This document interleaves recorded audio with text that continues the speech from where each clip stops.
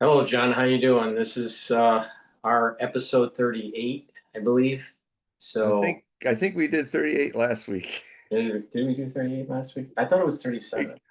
I don't know. I I'm think trying to somewhere we're look. saying 38 more than once. Okay, maybe that's true. Maybe that's true. But well, thank you for coming back onto the channel here. And the last time we talked, we were talking about Trump and the Alaska summit. So a lot has happened since then. Yeah, baked Alaska. So, but before we start, I want to remind the audience we are live streaming on YouTube. We're also doing a simulcast on X Spaces. So if you have a question, please raise your hand. I'll give you the mic and you will be able to ask a question.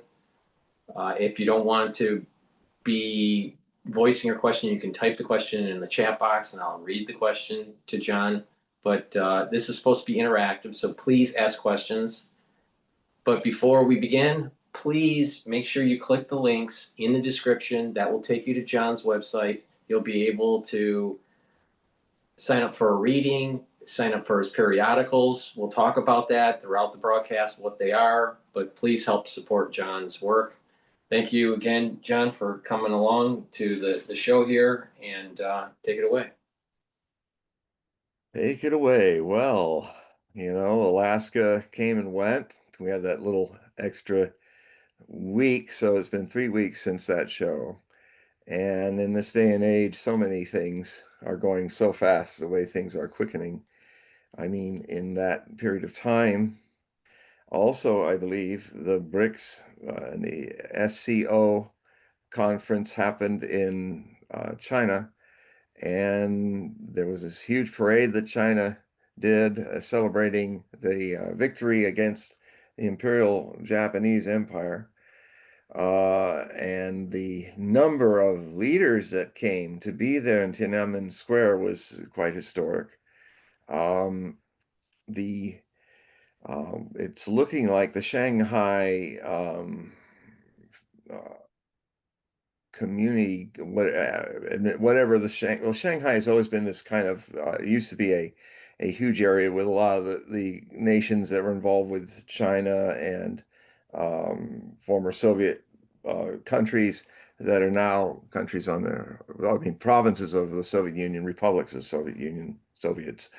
Um, and now it's looking like the BRICS is going to involve to merge the SCO, um, the and merge it with the BRICS. Uh, Now, a major thing happened just this week that was just quite historic that nobody wants to touch in the West, but Pakistan made an agreement with Saudi Arabia, a defense treaty, where anyone that strikes one or the other will be attacked by one or the other. So this is kind of maybe a hopeful deterrent building. This is actually giving something that was a verbal promise given to the Pakistanis over decades when Saudi Arabia put a lot of money in investment to help Pakistan. It also helped it through helping it with money to help AQ Khan make Pakistan a nuclear power and about 180 weapons. The It's always been known, I spoke about it and written about it off and on over the years, that there's this agreement, gentleman's agreement between Riyadh and Islamabad that um, Saudis were saying, well, you know, can we get something for all that we've done for you? Could we somehow make an agreement that you could, if we were in need of a nuclear weapon to have deterrence and dissuade you know who from using their nuclear weapons on us, could we at any amount just call upon you to give them? You only need to give the warheads. We have the Chinese intercontinental ballistic missiles, or they don't actually regional because their enemy is Israel, their threat. So could we then establish a nuclear deterrent using some of your bombs? And Pakistanis made that agreement verbal, and although and this agreement, this defense alliance that has just been developed by the two, has is a big step towards maybe that also being very publicly stated once to give Saudi Arabia um, a nuclear deterrent against Israel. Of course, the un, unintended consequences of such a thing would really require some kind of major diplomatic work of the world, but probably mostly will be the BRICS people who are doing it because the West seems so completely out of touch with what's going on in the global majority world that is developing before our very eyes. Where the West, which has been so dominant all over the last 500 centuries, is now, well, 500 centuries, 500 years, has, well, very rapidly losing that dominance. And the things since you and I talked were the major causes of that. First, the Shanghai Cooperation Organization, now I remembered it, and the other that then was followed right after with a special summit meeting of the BRICS. It'd be the second this year, which solidified the relationship of what was the SCO being basically a security concept when it was first created around the time of when terrorism was starting to erupt, and they were just trying to, China and the Russians were trying to work together on how they would deal with terrorism. And terrorists, were also very much involved with would be upsetting to the Belt and Road initiative of China. Now, something that's been happening that I just discovered was happening are some remarkable construction work that's being done by the Taliban government in Afghanistan, who are now full on to be another conduit to the Belt and Road initiative. They are building dams in the Hindu Kush, the mountains around Afghanistan, and they are also going to dam some of these so that they can actually, Afghanistan may have more influence in its local community because of this. But they're also expanding Kabul by 2/3, trying to give hundreds of thousands of housing and bring jobs and things. And, it's funny. We spent 20 years there, the United States, saying we're going to rebuild and make schools and all that. And within a handful of years after we were butted out of there, now there's immense amount of reconstruction, peaceful building, infrastructure development, mining development. I mean, Afghanistan, one of the reasons why we were there for so long, but never did anything with it, is that Afghanistan is one of the main, it's like the Saudi Arabia of rare earth minerals. And it has so many things in it that because of the war and the backwardsness of it, they just couldn't. Well, that seems to be all over now. And the Taliban is, although still not officially respected as a government, is actually behaving like a responsible government with its neighbors. And so that is very interesting. The other thing that they are doing is they're rebuilding all the Buddhist statues that the Taliban in past times blew up. And as because idolatry in the extremist version of Islam, idolatry has to be destroyed. You can't have any images of gods or saints or anything like that. Of course, a very large portion of the Islamic world uh, does not completely follow that idea. The Shia will have iconic pictures of their saints, which is with the Sunni, the majority Muslims are against. But anyway, so just to bring tourism back into Afghanistan, all the mayhem that these men, when they were younger leaders of the Taliban, did, now they've had a turnaround. Old age has matured them somewhat.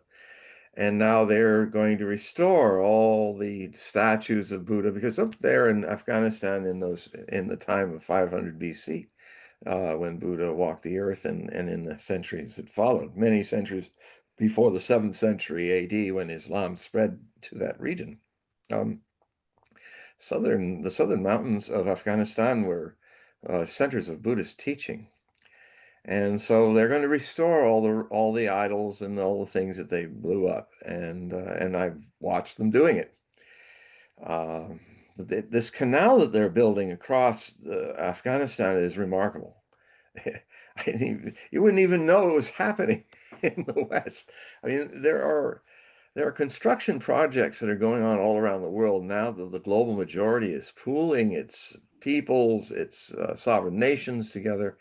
And by the way, the net worth of all of what 9/10 of the world's population uniting into an organization, a community of buying and selling, and just let's make a world that's stable. So we're not going to start ratting on what kind of government you have and what kind of politics you do in your country and be like all American Puritans going, no, no, no, no, we're going to show you what you're supposed to be like. You've got to be like Americans.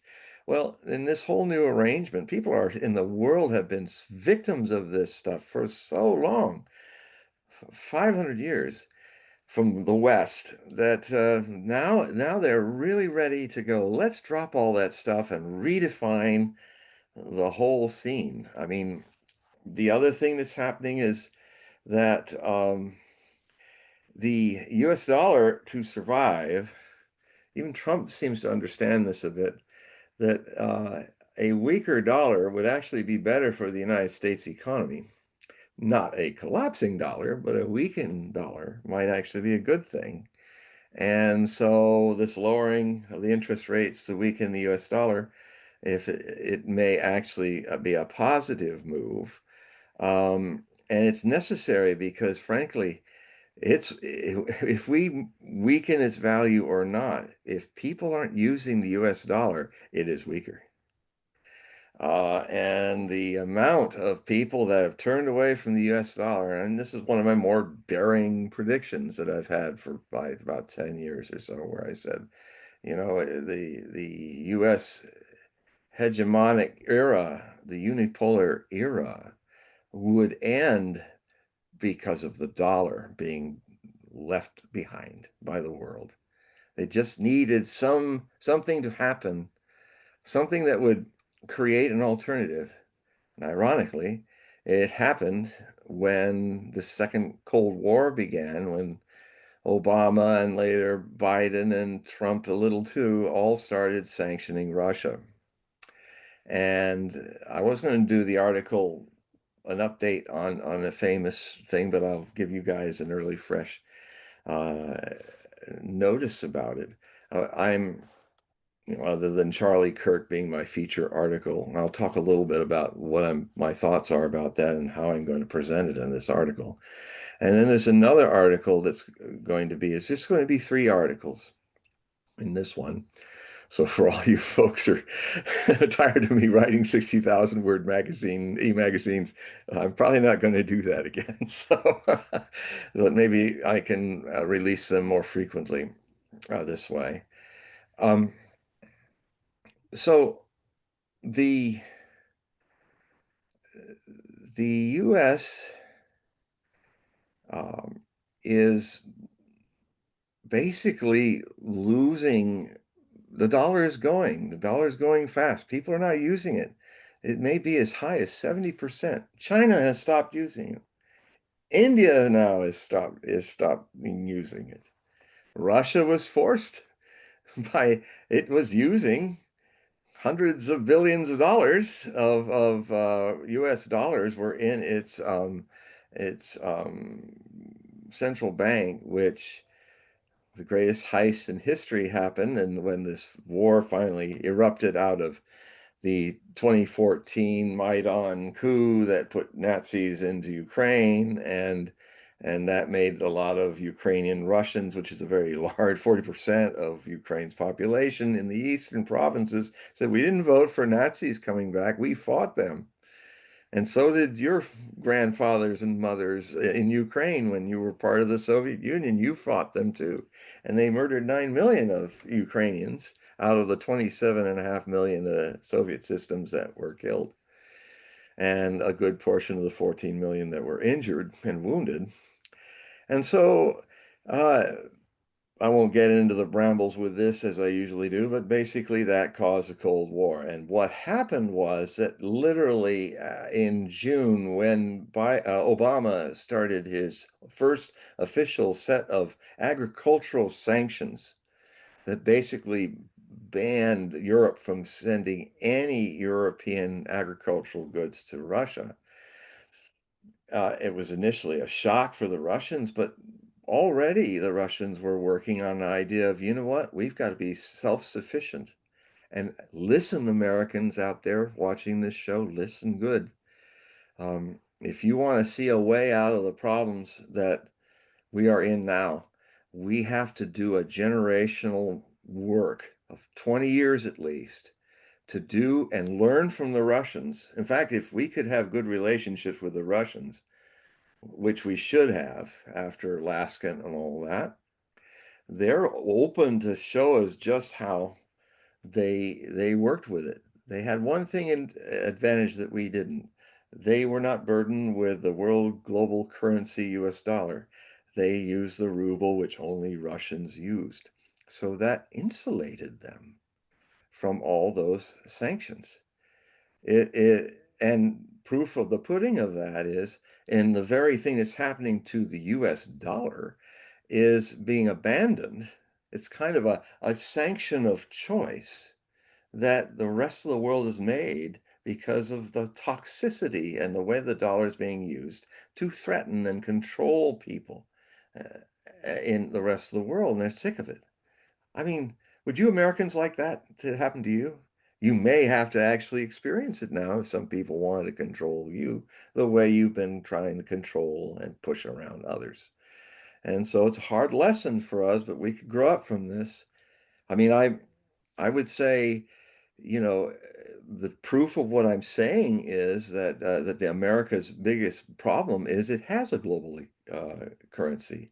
It has depended upon deficit spending and throwing all of its debt burden through bonds on everybody that uses the dollar. So we haven't been paying our debts because, in a strange way, all our customers and allies have been paying it for us, but it's not taking down our higher inflation at all. Um, so, the Russians in 2014, fortunately, it wasn't the repeat of 1914 and World War One. It could have been, but it was a big change. And the big change was the Russians said, well, we have to play on our strengths and not play in our weaknesses and our exposed. We have this ruble that their sanctions aren't going to touch. So let's build our own dairy farms. Let's expand our own vast potentials for agriculture. We are already in our 11 time zones. We have enough property, thank you very much. We don't want to invade Europe or China or anything like that, thank you very much, because they are the largest country on the world. 1/6 of the Earth's surface is Russia, and it is the Saudi Arabia of resource materials, of minerals, of things. I mean, they've got so many things they can play with. They haven't even tried to even look at the vast potentials they have in rare earths, which they do have.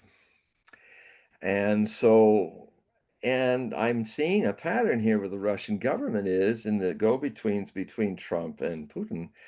Trump is trying to create a relationship again above and beyond what's going on in the world.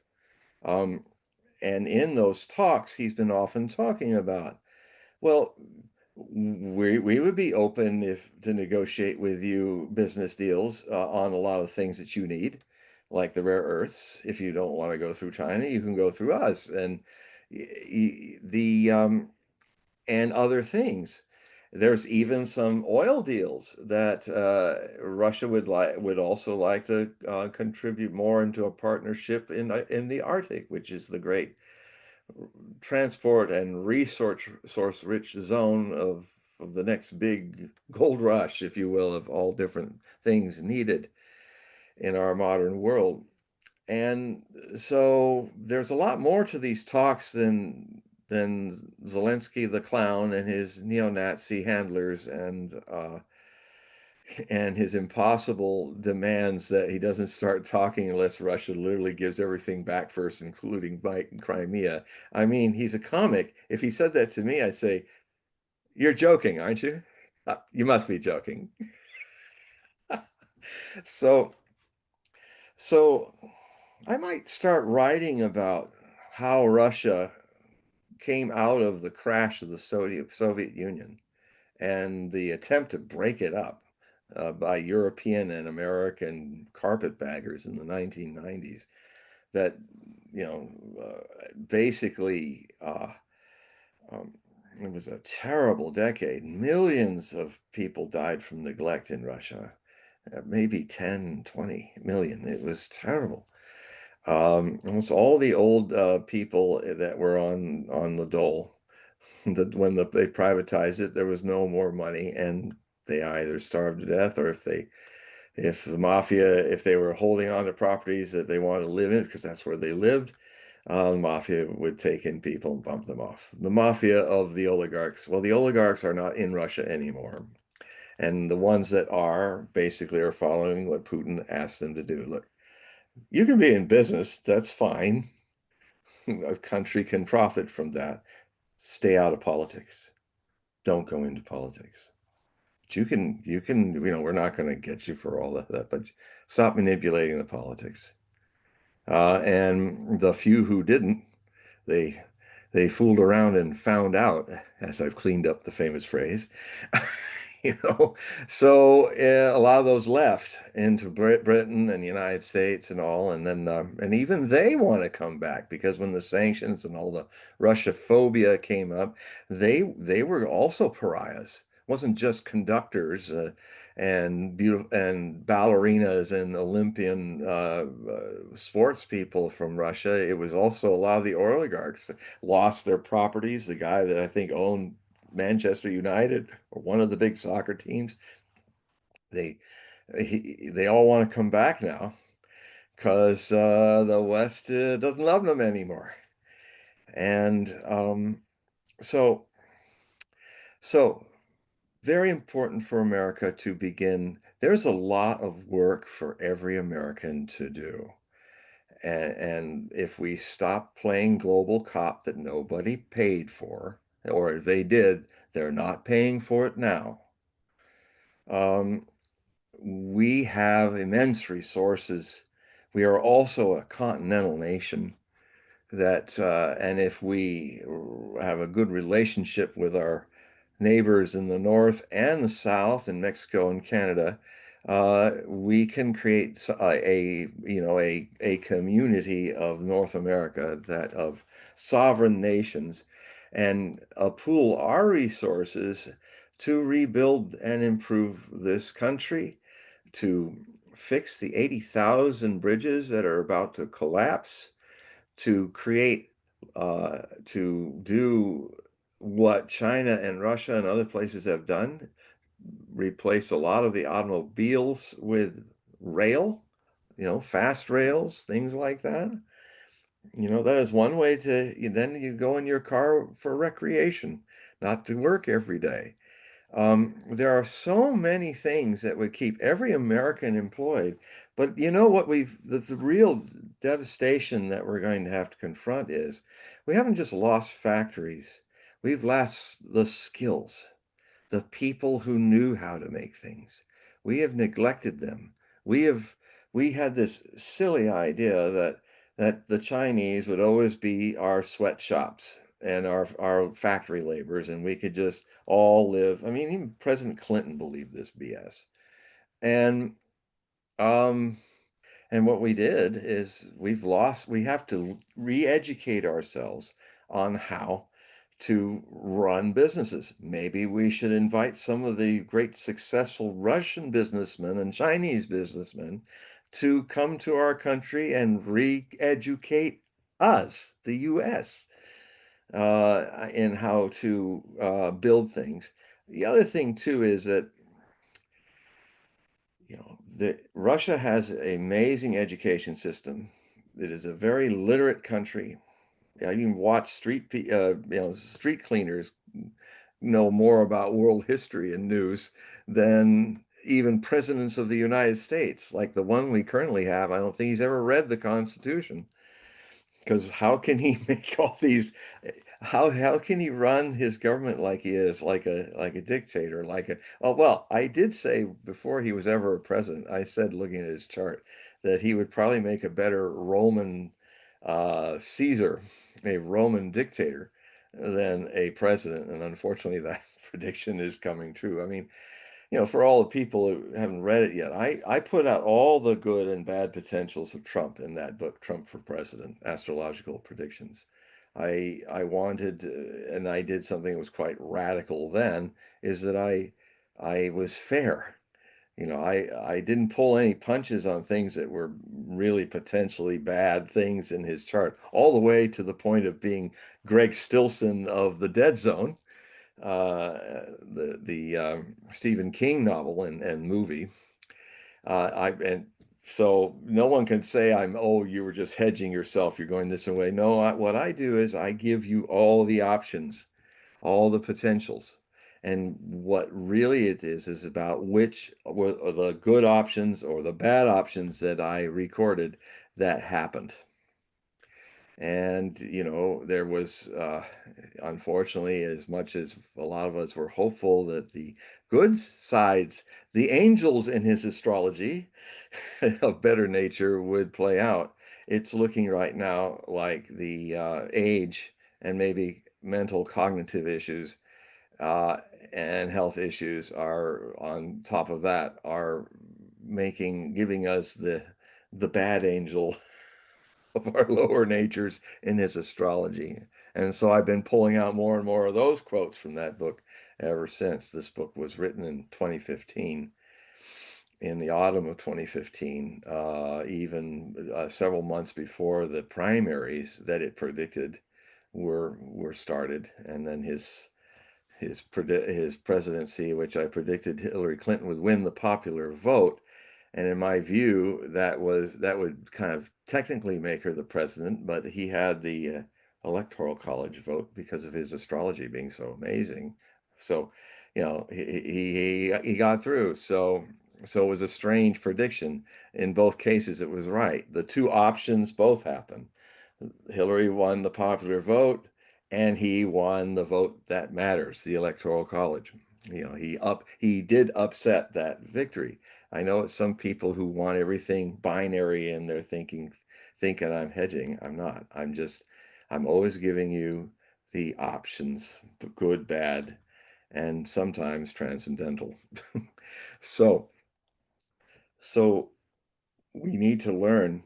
Uh, I think I'd like in more of my Hogue prophecy bulletins, especially after October, if we're still here, uh, to be more about how America will not make itself great again, but simply make itself American again. No empire, no Roman American Empire stuff, none of this. Just, we used to be a country who just, well, like any other country, we had our scene, our locale, and we're psychologically as a nation not naturally predisposed to be imperial. It just goes against this constitutional nation's very nature. It's such a perversion that by the burden of victory and superpowerdom at the end of World War II and the suddenly unexpected rise of a new Cold War, we basically, if you look at all the other big wars the United States has been in from the Civil War on, we usually started it with hardly any armies and anything around. And then because of we built more greater industrial base, we very rapidly industrialized. In fact, the South lost the Civil War, not because it didn't have great armies, in fact, had most of the officer corps of the Federal Army went south because they were from the South. The southern states have a tradition of producing many great soldiers and martial figures and commanders and officers, and to this day. But the North had 25 states, millions more people, many more railroads and logistics and factories. And the South didn't. So they were doomed to lose. Um, so this country uh, has lost its industrial base. It's deindustrialized. So we are going to have to make the difficult path towards that and changing that. But if we go back home, we take ourselves out of the burden of all those 800 bases we have all over the planet.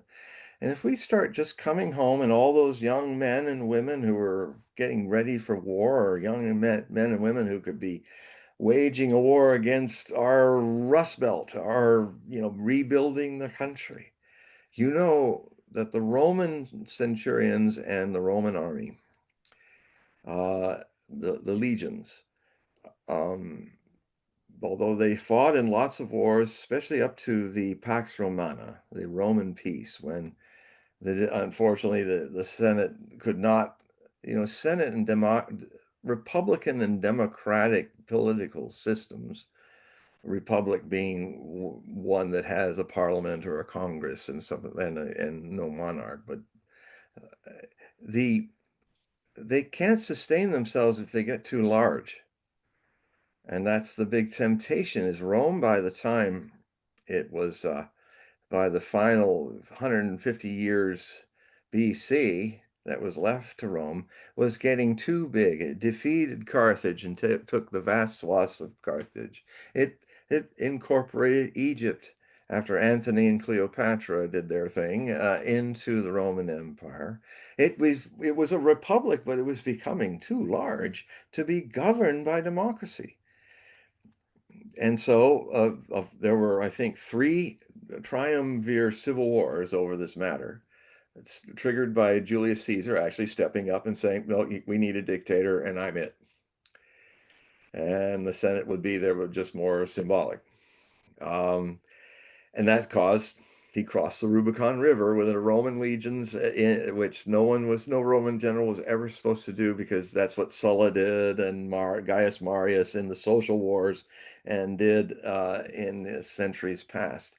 And in a way, yes, there are aspects about totalitarian ruling that are very clean and efficient at high price to one's freedoms.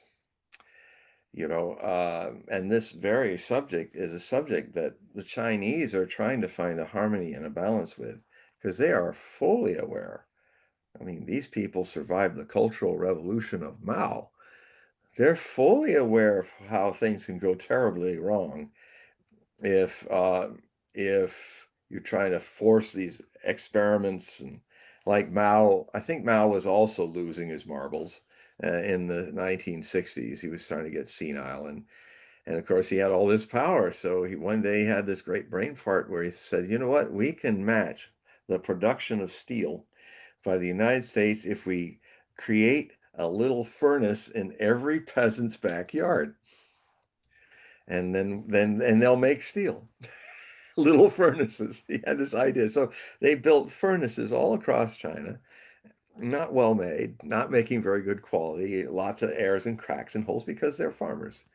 And what they did is it was so pushed so much that agriculture was not the vast agrarian country that China must be. All its farmers were too busy making steel that was absolutely a waste of time.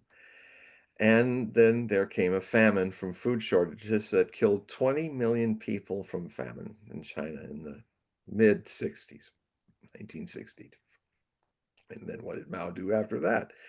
He had the Cultural Revolution. He was all classes with the people with knowledge were at fault for it. So all the teachers and everybody and all the city people had to go out and work like farmers. And I have some friends who grew up in all of that, and they told me some amazing stories about it, very traumatic.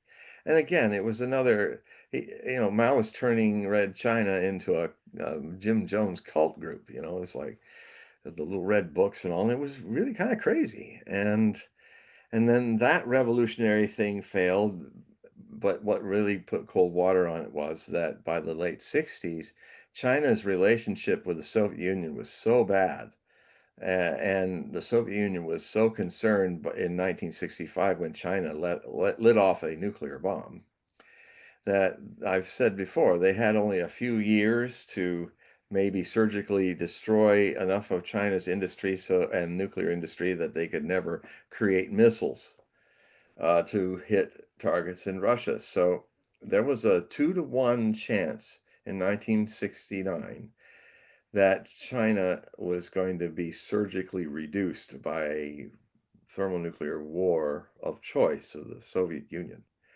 It was so close. Actually, Jean Dixon foresaw that. She was the famous prophetess that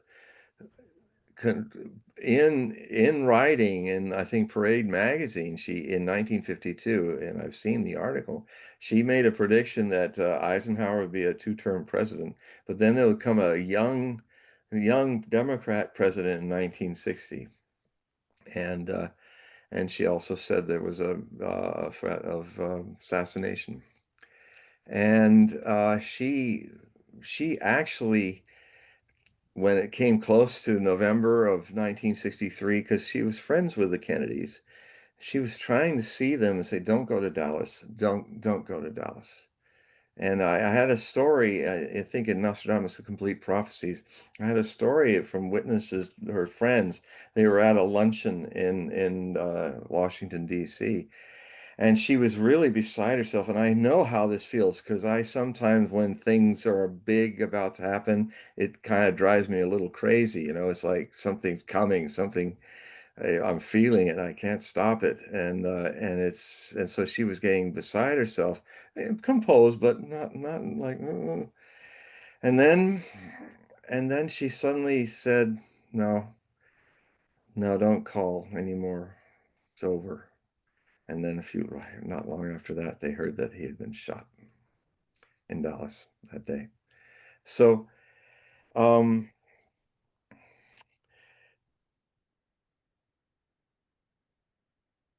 the the future of the United States requires all of us, especially the young, because it's your future. I'm in my 70th year. I've maybe got less than 2 decades, maybe a little more left in this amazing life that I've had. But your lives are just beginning. And you might have to consider uh, that it's more important to build factories and work them than to go to college to learn things that a country that had an industrial base before could give you the luxury of being in. I know a lot of young men and women that I know are going nowhere with their college, they except to have a huge life sapping debt. But, the things that they were not very practical about the things that they wanted to learn. I mean, mainly the part of the problem is that if we're going to get ourselves out of this, and if you want what used to be called a white collar job, there are certain jobs that will be desperately needed, and that is engineers, scientists, you know, people who learn how to construct buildings and infrastructure. Um, we will need that. We will need people that will reinitiate and resurrect our minds, our factories. And I can tell you a place where that's happened, of course, in China. But what you don't know, because you think China is a gas station, it's happened in Russia. And they, in that period of the terrible time of the 90s, it took them 20 years to rebuild their nation. And then after the 2014 hit of a new Cold War of sanctions and stuff on them, they went even deeper into preparing for the day that someday the West would just do some, everybody keeps criticizing Putin that he did not attack the Nazis in Ukraine back in 2014. Even most Russians do this. And I have to explain to them, as I have to explain to all of you guys, is if Putin had attacked Ukraine, preempted what they were doing, like he did in February of 2022, back in February of 2014, Obama would have unleashed with the EU when it was strong and the US dollar was a lot stronger. They would have initiated all these I don't know how many sanctions that they threw at Russia. 11 major sanction regiments since 2022. And they would have overthrown the political regime and the government in Russia. And Russia might have broken up as they secretly desired it would. But these Ursula von der Leyen and all these other people who run the EU and all, and she's running around saying, I tell you that the Russian economy is in tatters, I tell you. They're having to dig out chips from their from their ice boxes and stuff like that to run high-tech weaponry. All complete fantasy. And so that is, the Russians saw it coming and they all, as a nation, rebuilt their nation. So I think if we're still here after October, which I hope we are, um, I think I would like to talk more in my future articles and future shows about how we can, how what I've learned about how the Russians rebuilt themselves is something we can learn because in a way they are, as a civilization, closer to us than the Chinese civilization. I'm not saying the Chinese civilization is something alien to us. In fact, I love Asia myself, but I'm just being practical here. I think I think if we were friends with Russia, you would find what I have found, that Russian people are very similar to us, but kind of the way we were when we were responsible, when we were literate, when we had an industrial base and didn't give it away, before we gave it away for the profit of very few of our own oligarchs, like Mitt Romney. He made steel. He made millions selling our industries away to China. And none of you Americans have any right to complain about the Chinese taking it. They weren't even looking for it. It was just given to them. Frankly, you're in a boat right now when you might want to act like the Chinese and let somebody give you industry again, like you used to have. This is the difficult process that we're going to be in. If we're lucky, it'll only be 20 years, a generation. But I tell you, Russia today is in a remarkable recovery, revitalization. In its entire long history, Russia has never been richer than it is now and more politically stable than it is now. And if you would just go online and just, I mean, one of the best things to do, maybe I'll make a list of vloggers that I know from all across Russia. And you don't have to believe or disbelieve them. But I can give you the list of these people, and a lot of them don't like Putin, a lot of them love him. It's like any other country.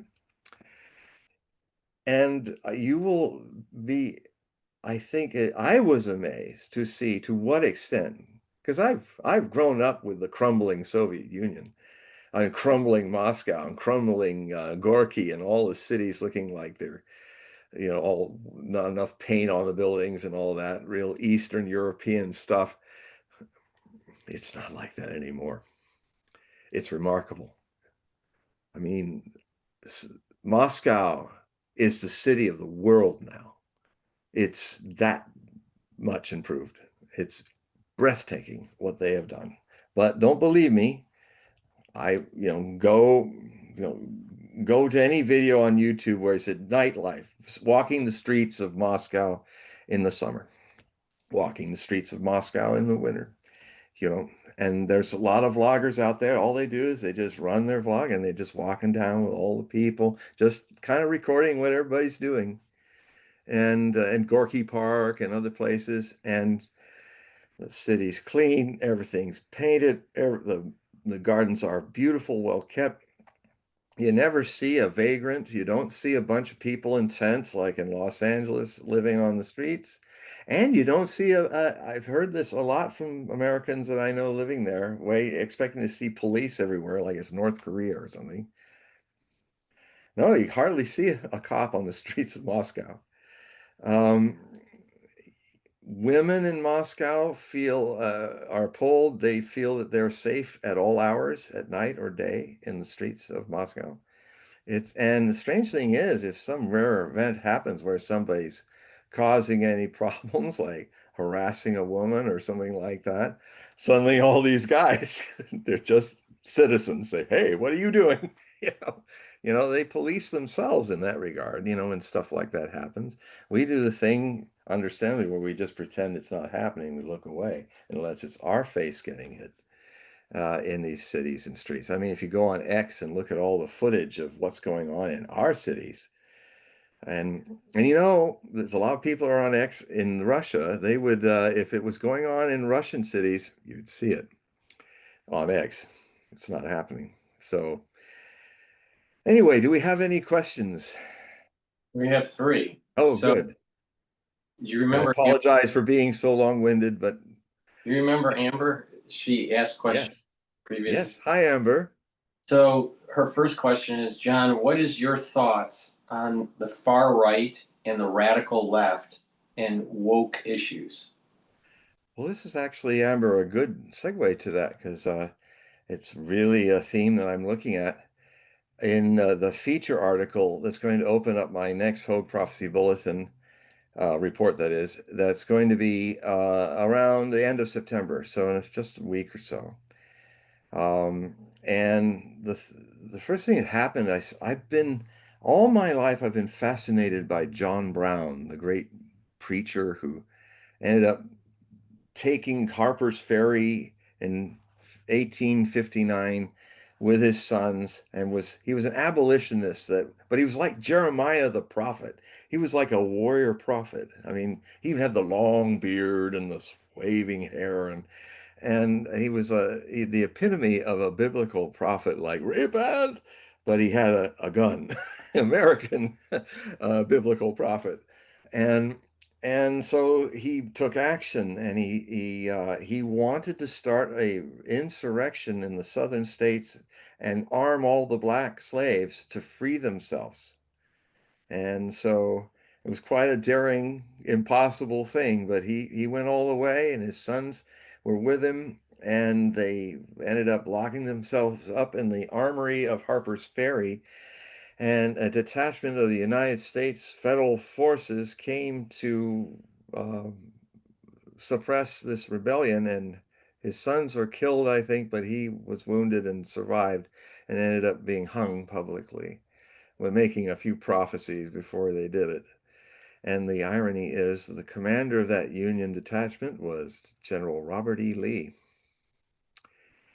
from Virginia, who, when President Lincoln 2 years later or so became president of the United States and it was developing into a civil war between the North and the South, he brought Robert E. Lee, who was still important. He was a commandant of West Point at one point. He was considered the best general the Union had. And uh, Lincoln sat him down and said, if we go into an insurrection, will you lead the Union armies?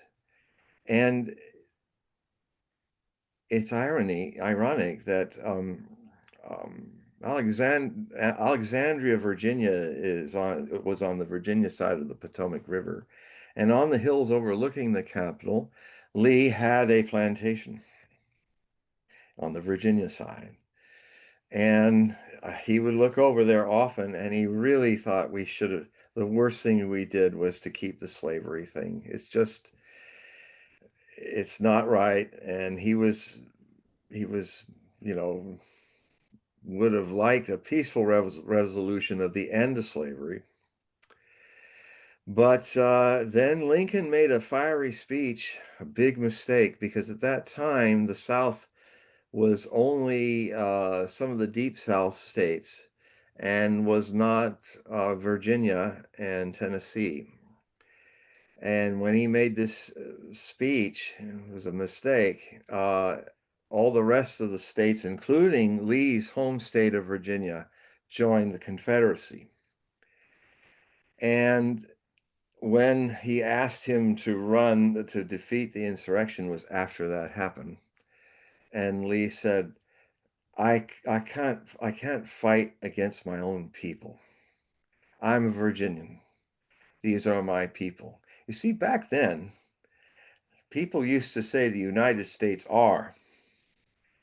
The Civil War and over 1 million killed and many more injured in 4 years was all fought to change a verb, a linking verb from are to is. The United States is. So federal control against states' rights. So in those days, you weren't just fighting for your Confederacy, because the Confederacy is actually a bunch of independent states. It was the idea, the more extreme version of states' rights is that the states have a little more right than the federal government. And I am telling you, I'm predicting this, it's coming. I've seen it coming for over 20 years, is that is going to be replaced by are, hopefully peacefully, or not, which gets me back to John Brown.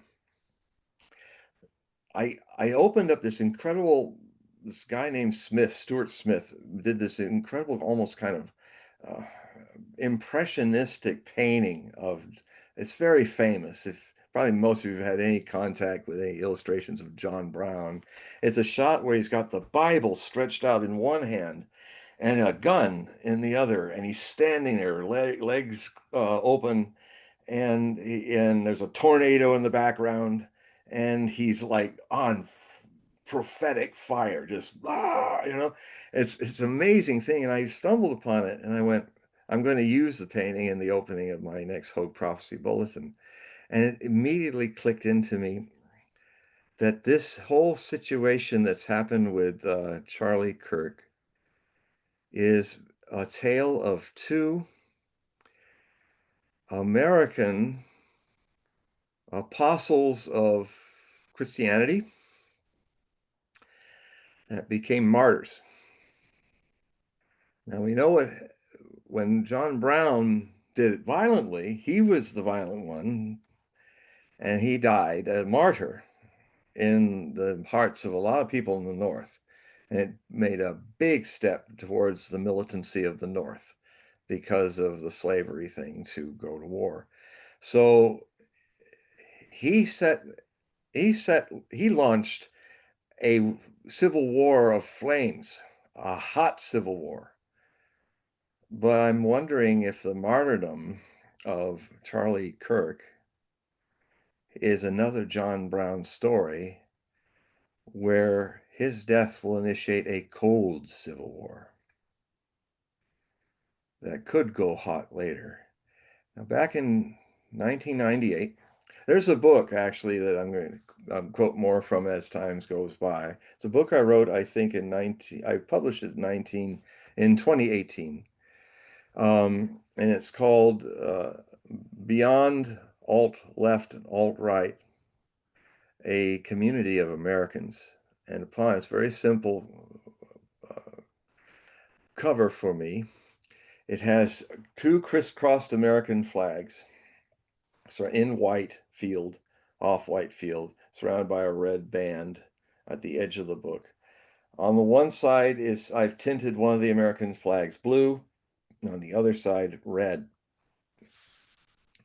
We had the blue and the gray fighting in the hot Civil War. We've already had the blue and the red in a cold political, economic, social Civil War.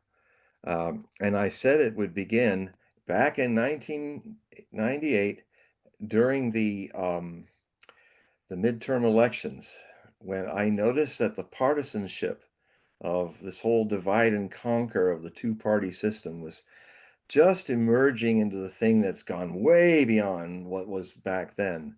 But I start the book with a quote because I stumbled upon it. I forgot I had made, as I forget most of my predictions. That's why I have them recorded so that I go back and see if I said anything about it. And often I did. And the I said, if this partisanship continues to deepen to divide this nation, we will be in a civil war by 2020. What happened in 2020 in this cold civil war? The 2020 election, which was a fraud. I saw it was a fraud before it happened. I didn't vote for Trump or Biden. I actually, as a protest vote, signed in Tulsi Gabbard. It's the only time I've ever done a sign in, and I said, I want her for president. um, it's interesting because she's also found herself in her political life trying to balance blue and red. And and she's kind of in the doghouse now in Trump's administration because like all the people like Tucker Carlson and Candace Owens and Musk, it was kind of reconciled with Trump. These people and Charlie Kirk were major enablers and apostles for his second term. I mean, Charlie Kirk got all the young people. Most of the Democrat Party youth voted for Trump because they were expecting him to get us out of these wars, these forever wars, and that he would actually do something with Musk's Doge and get us out of all this corrupted spending. I mean, the despite the fact of how much noise they make, the woke side of the Democratic Party is very small compared to the quiet people of the Democratic Party and the young. And Charlie Kirk carried over the youth vote. Charlie Kirk also, because of a lot of donations he got to his nonprofit, and which he started since he was like a teenager. And then all these years since, now he died just before his 32nd birthday, which I think would be in October 20th, in October 12th, I think. So he's a Libra trying to find a balance between two opposing views. Well, anyway, I start this article talking about John Brown and what happened to him. And then I go into Charlie Kirk and then what happened to him. I don't dwell a lot about the who shot who and how was he shot stuff, although I will in a moment talk about some things that may transpire. I will have to cover the difficult but really necessary subject of whether he was killed by Mossad or not, because there was a lot in the last 8 weeks before he was killed. There was a lot of pressure put upon him by all the donors, the Zionist donors, and major Zionist supporters, billionaires and all. And they, to the point where just a few days before he was shot, he was literally invited to come to a influencers meeting with a very pro-Zionist American billionaire who also had associations with Epstein. And he was threatened in that. He pretends that didn't happen, but there's too many people who were there are leaking out. Max Blumenthal of the Gray Zone. If you want to really see some great reporting from this, he's a left leaning, he's not a Republican, he's a left leaning journalist. Him and his wife Anya Parenpil, another really great journalist. Go read The Gray Zone, and you will find a very source-based look at all of these things that are going on right now about what happened to Kirk, what may have happened, and how possibly the Israeli, well, the Zionists. I make a distinction between Israel and Zionists. As far as I'm concerned, the distinction is similar as saying German people and Nazis. German people, I don't hate German people, but I don't support Nazis. I don't hate Israeli people or Jewish people. I'm part Jewish myself, but I cannot abide the Zionists that were about to destroy Israel and maybe take a lot of the world with them. It's so, and then they were very freaked out because Charlie Kirk was he was having a change of heart. He was starting to see the footage of what's going on in Palestine and how the people are being massacred. And one of the second article after this will run that home further. Now, there are people I do in my second article look at all the ways I evolved over the last several years, my view about how many people in Gaza are really being killed. And now, I was saying on this show and others that I would say now it's around 700,000. I've been saying this on this show for off and on for over a year. And a study has come out that is estimated that it is 680,000, just 20,000 off my number. And I go at length with links to the report of these two professors looking at populations, kind of doing what the Lancet did in July of this year in their report that, this idea of 50,000 dead is it's just not reality. Now, they said then it might have been at least 189,000, 200,000. That was when I started saying, no, back then it was 300,000. Now, in the middle of the summer of last year, and by the end of last year, I predicted it would be around six. That's what I was feeling, 600,000. So, I won't go into length about that, but that I would definitely, when you look at my articles, the second article, I will have all the links to that, and you can do your own research. My job is to provide, whenever I can, the other side of the story that mainstream media is loath, especially if it's manipulated by Zionist influences, which, unfortunately, I'll say it again, our government is not our own anymore. It's been bought by Zionists, and it is doing in America. It's not America first. It's Israel first. And many, many Democrat youth and many Republicans, even Marjorie Taylor Greene has seen the light about this, is saying, this is not what MAGA is about. This is not what MAGA is about. MAGA is about you, Donald Trump, promising to open the Epstein files like you would do the Kennedy files. We're not sitting here like stand by your man idiots anymore. I used to talk about, a lot of people in the MAGA movement. There's, the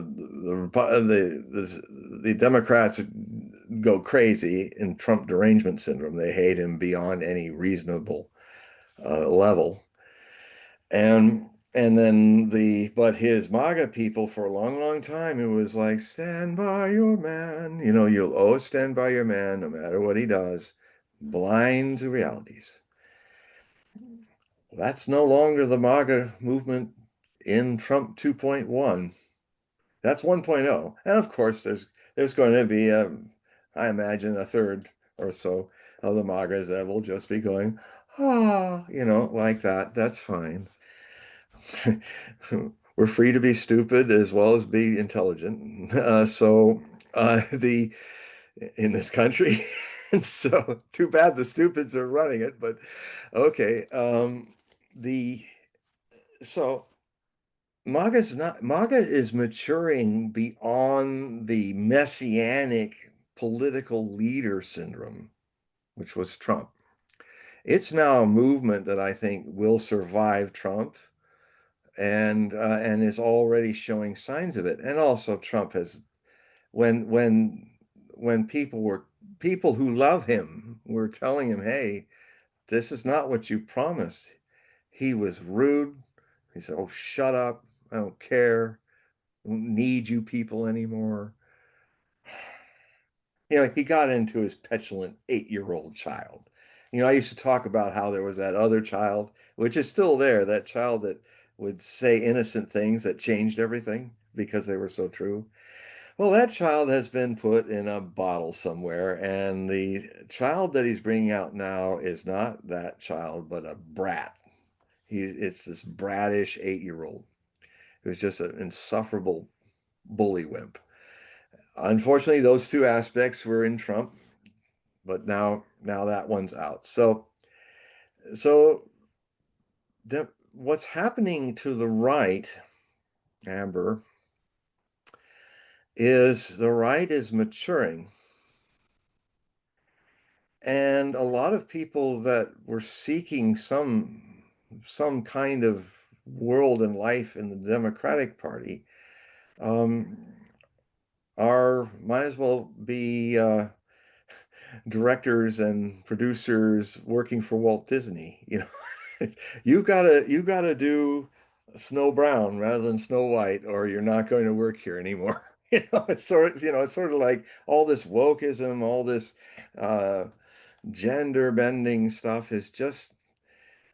I mean, if you want to do that on your own, make your own studio. But a studio that's made its profit on kind of being in the middle of the American world, and that's where it made its billions. Well, it's Disney is going down the tubes because it's listening to a very vocal, influential, but a very small cadre of the American TV and movie and Netflix and whatever you have audience. And and it's destroying these things. Even Disney was in big trouble because of Charlie Kirk changing his ways. That was also because they were doing something with him. So Disney just can't get it right because they got to drop the wrong at the very core. Drop the woke. Let woke people have a right to do what they do, but that's a corporation. They can choose if they're smart about their corporation thriving and all the millions of people that work for them and making good things. I mean, I grew up with Disney. Um, it's not you're going bust by going stupid. So going, um, it's the Bud Light effect. A cross-dressing trans icon for Bud beer is going totally against the demographic. I mean, I would have to say again, are you joking? Are you just playing a joke on us today? You really are serious? So the I think the right I think is maturing. Not of course the rhinos. They're not. They can't. The rhinos are they're the they're the Republican version of woke. you know, they're walked. They're not they're holding on to an old system, neoconservative and all that. It's just not. It has no future, as does wokeism. It has no future. It's just an aberration, and that's probably going to upset some people. But um, I'm not stopping you from being woke. I'm just telling you that I don't agree with it, and that gets me to another subject. The article is also going to talk about things that Charlie Kirk did that might have got him in the position, even if it wasn't some Zionist government doing it, that got him killed. And I look at I take a couple examples. One, and he's 32, and I can remember when I was 32 and a good debater. I wouldn't do some things now at 70 that that he's doing. Case in point. Now there was this nervous kid, a undergraduate, and he's kind of nervous to be in front of Charlie Kirk, but Charlie was always very open, and he's sitting there, and he said, well, he was wanting to just drill him with a bunch of expletives and stuff like that. So, okay. Well, do you want to have a talk with me? Can we have a discussion? Said Kirk, and I said, okay, well, come close, and here's the mic, and let's have a discussion. So, what do you want to talk about? And then the guy kind of went back into robot mode where he just saying, I hate you. I think you're a horrible person. I think you're, and all of this, and I hate the way you're a racist and all this. Suddenly Kirk said, uh, can you tell me anything I've said where I was racist? And of course the kid was all emotion and, why are you in college? Maybe the college teachers aren't teaching you how to critically think anymore.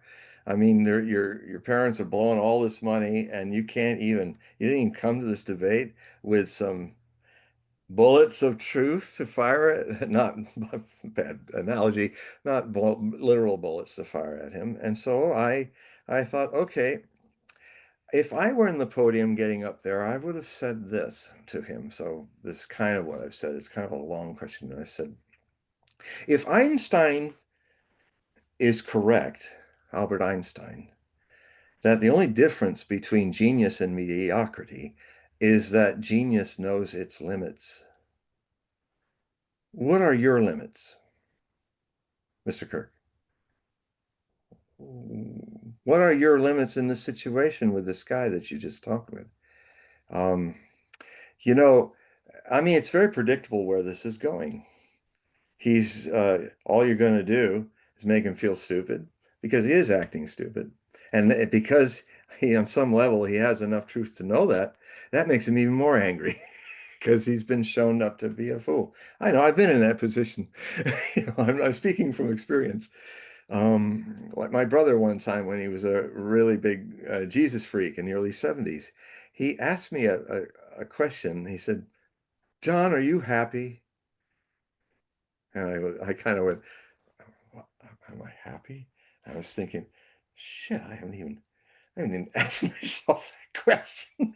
And so I was like getting angry. Well, I was getting angry, It was like, I felt stupid. I felt like I never asked myself that question. It's a pretty important question, isn't it? In the pursuit of happiness that's in the Bill of Rights or the Declaration of Independence. Um, and so I was grumpy and got pissed. And um, that I was triggered by the fact that he might have known about happiness, but I could say he wasn't really happy either. But I wasn't even there yet. I wasn't even thinking of happy, good or bad. I felt so stupid because I was stupid. And so I used to be able to take people apart, just as Charlie Kirk was taking them apart. And I was doing it nicely and all, but um, if you're taking part, and then I add to the question, if you're taking apart mediocrities who know no limits, what's going to happen to you? Maybe what just did happen to you. Some kid who got pissed off enough, a mediocrity with no limits, like the assassin, and shot you dead. Made your wife a widow, your young children without a father. So that's in the book. That's in the article. So let me just expand on that. Hmm. Let's assume that Kirk was still alive and we project out 10, 15 years. Do you think he would have been as belligerent No, during? I don't think at all because I was him, So and when, I got a lot. I grew from it. I also did it because I must have had 30,000 correspondences from people on the left and the right, and I was compelled to respond to them. And people would say, "Why? You know where this is all going?" He says, "I'm learning how to talk. I'm doing this so that I will learn how to respond in a more effective way." therefore be of some help rather than be a cause of reaction.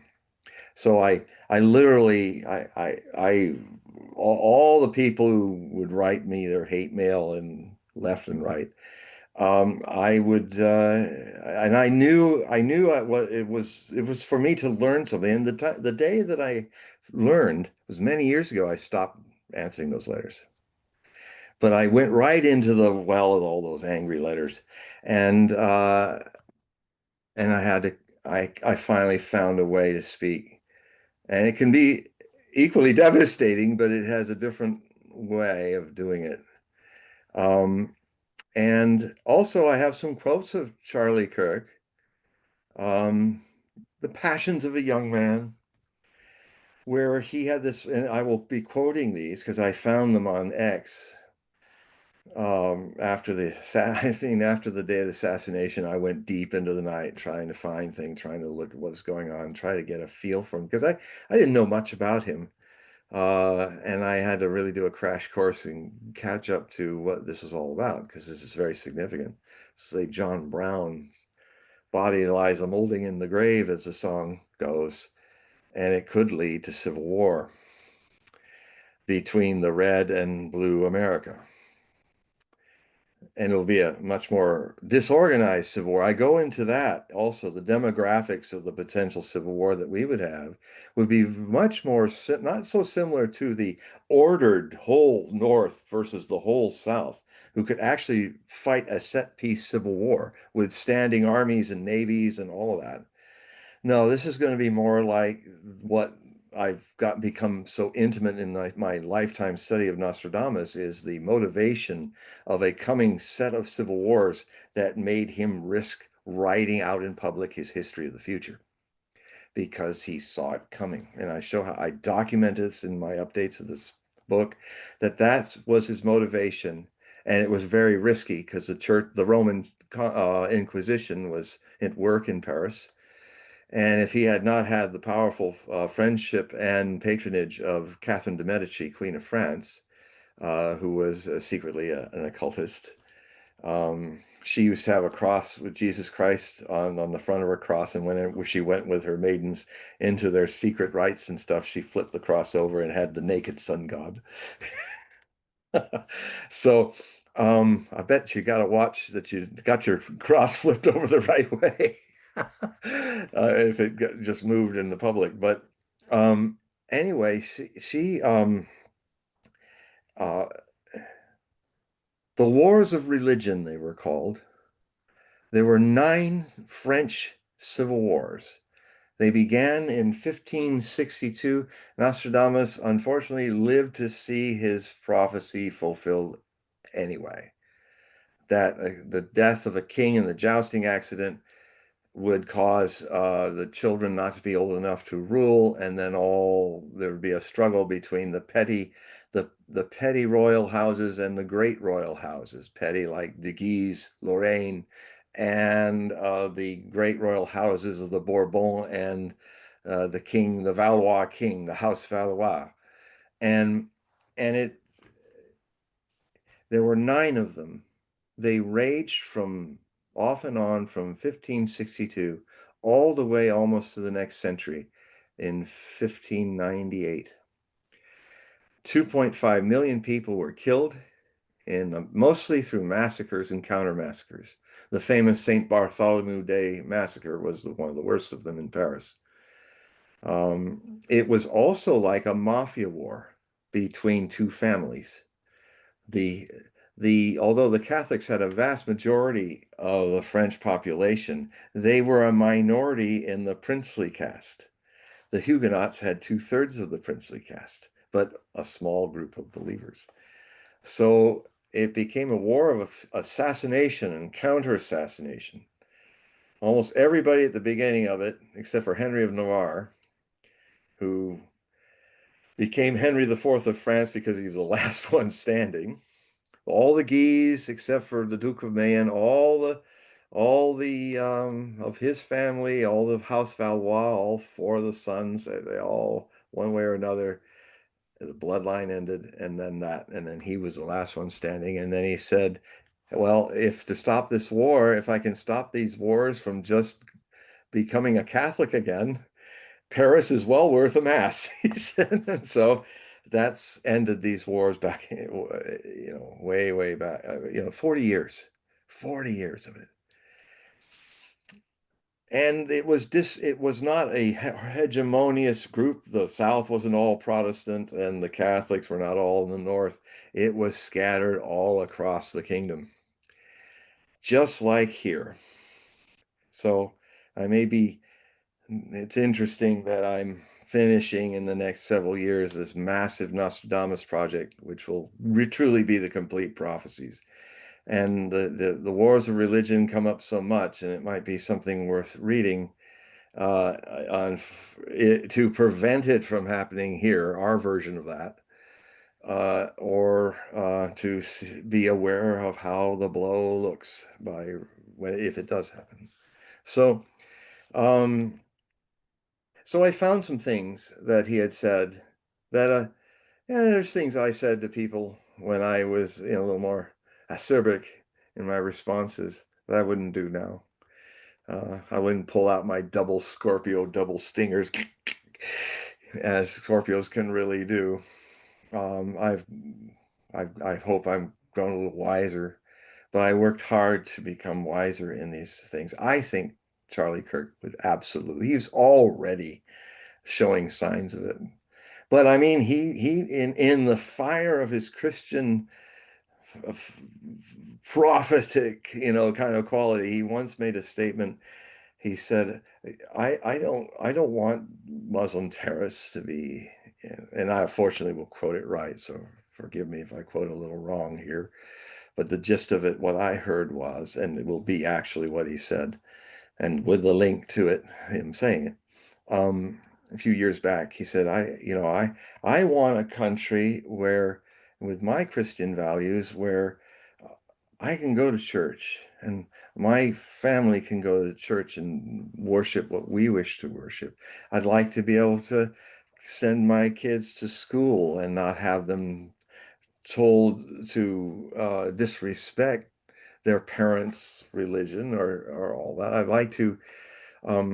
like everybody to have work, and have, basically the irony is, as somebody pointed out, when I look at what some people said about what he said, ironically, and this I think he would have learned, he just listed all the things that Muslim Americans want, because Muslims are just as conservative as Christians about these basic things: having a good home, not having crime in the streets, have a safe community, you know.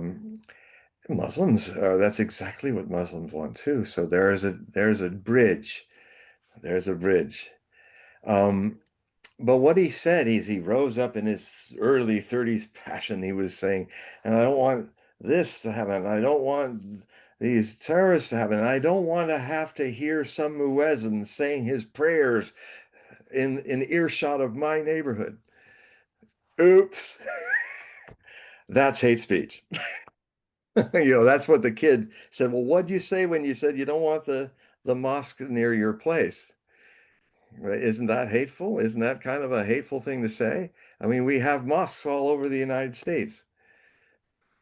Are you saying, I mean, granted, they're not going to broadcast. I don't know of any mosque that broadcasts across American streets in a big, loud, droning thing, the 5 calls to prayer. I don't think that'll happen. Um, Well, so, it did. but inside the mosque, well, of course, Well, there's a small town, like a sub town within Detroit called Hamtramck. And when I was a kid, there was a big Polish town, Uh-huh. and it started to get more infiltrated. We'll use that term, or I'll use that term, by Islamic faiths. They start putting up the mosques or their their little tower, and then they blew the horn or whatever they blew. And so what happened was is that the Polish community decided, okay, because they were primarily Christian faith. I'm not sure if they Catholics. Catholics. Okay, so but they didn't put up with it, and they left. And so this seems to be a common theme. The same thing happened in Dearborn, Michigan. White collar. That was where the glass house for Ford Motor Company was. That was where the headquarters. Many people that worked for Ford at the plants, they had their middle class suburban home, in the 50s and the 60s in Dearborn. But right when Muslims were starting to move in, the these blue collar workers left, and they would, maybe went to Warren, Michigan, or someplace else. And so now you have Hamtramck and Dearborn as little enclaves of a caliphate, and you're starting to hear it in the news and how this is really changing the dynamics of the politics in the Detroit area. Mm. So that you have these little spots that are starting to happen.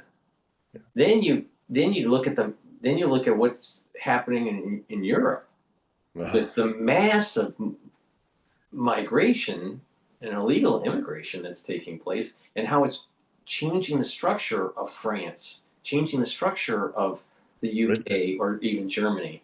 So it's creating an instability in the population. So I think that's what Kirk was really focused on, is that because of the inflow and the actual magnitude of the flow, Yeah. it's leading to instability within the societies that, However, at 32, you know, it's true. Europe civilization is in threat.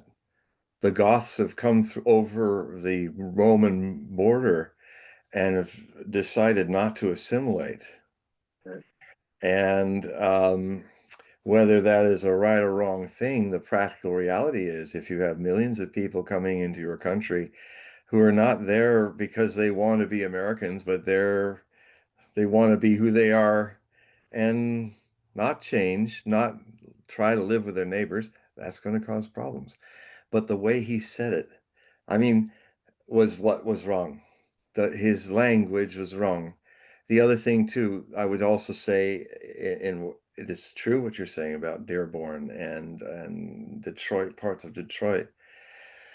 But I would say this, that the Muslim community is far more interacting with America than what I'm seeing in Paris and what I'm seeing from my contacts in Paris and in Germany and all. Um, uh, they're acting like the Goths. They're saying, "Oh, we're in Rome. Let's just exploit this place and be Goths." And we're not going to. What made Rome work is, at first the only Romans were in Latium, little itty bitty Latium, little property around the city of Rome. And I was mentioning the social wars.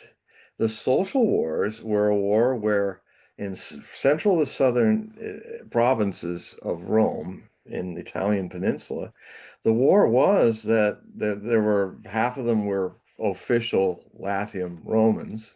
It had expanded to that. So they had Roman law protecting them. But the Italians, which were still Italians, did not. And that's why it was called a social civil war, the social wars, because they said, we want the same rights. We want also to have equal rights to you. Otherwise, it's an unfair society. And they went to civil war over it. And they actually won their rights. And eventually, all the Italians were equal Roman citizens and considered Roman. And then that expanded further from that point on. Much of the people who were citizens of Rome were not Latins. They adopted the Latin culture and the Latin language and also Greek as the language of commerce among Mediterranean nations. But there was a social contract that all people subscribed to in the Roman Empire until it began to fall apart. That made it last a long time first as a republic and later as the empire. And a vestige of that Eastern Roman Empire actually was another 1,000 years of Roman existence as the Byzantine civilization, which only was snuffed out finally when the Ottomans took Constantinople in 1453.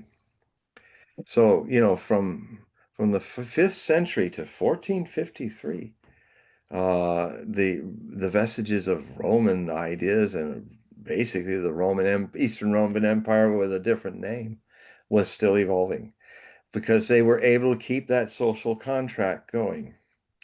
But it requires that people like, look, if I ended up in Russia, a little too old for that, but I would certainly like to visit it myself when this craziness is over. But if I went to live in any country, I would learn its language, I would learn its culture, I would learn how. In fact, I've done it. I've lived in India. I have lived in an India where muezzins are singing every morning and every night, and it wasn't a problem for me.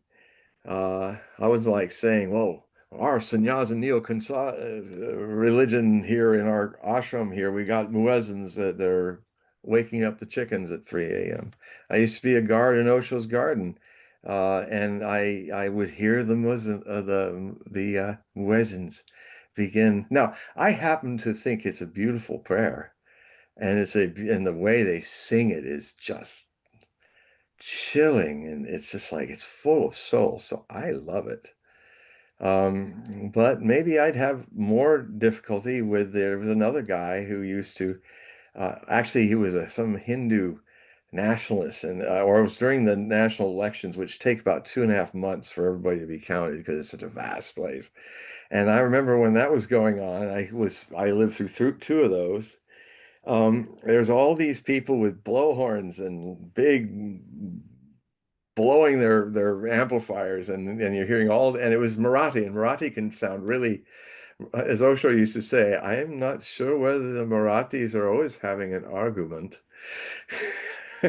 When they say they love it, it's like "Aber, aber." And it reminds me of the Germans, he said. The Germans always sound like they're having arguments. Ich liebe dich. I love you. Ich liebe dich. And so there, he said, so the Germans made all the German disciples laugh. So the Germans are kind of like the Marathis of Maharashtra, that we were living in the state of Maharashtra. And Yeah. another thing to study about the Russian Federation is how they have not stepped on the boundaries of people's religious freedom and have survived the test of time.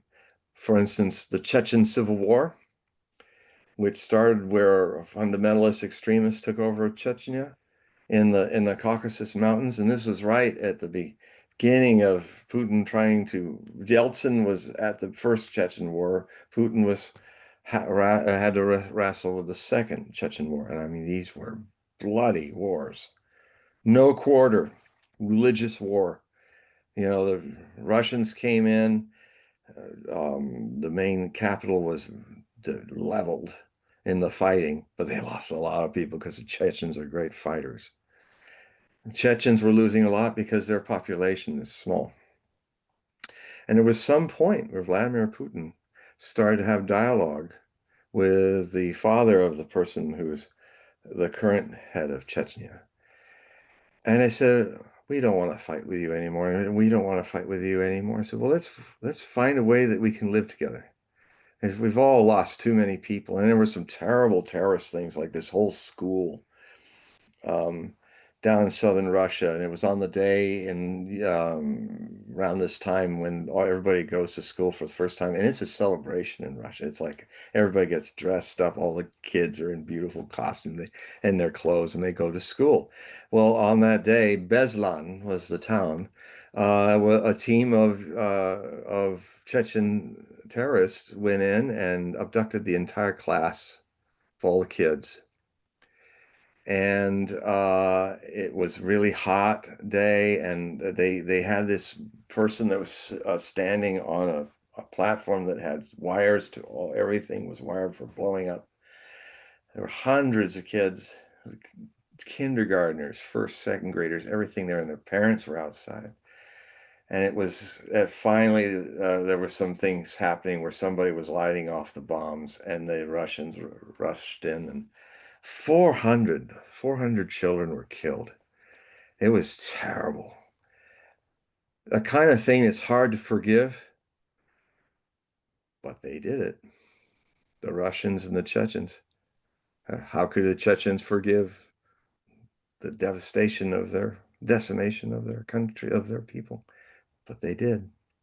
And now it's come full circle of 180 degrees. It's the Chechens right now are, their religion is respected. They rebuilt their city.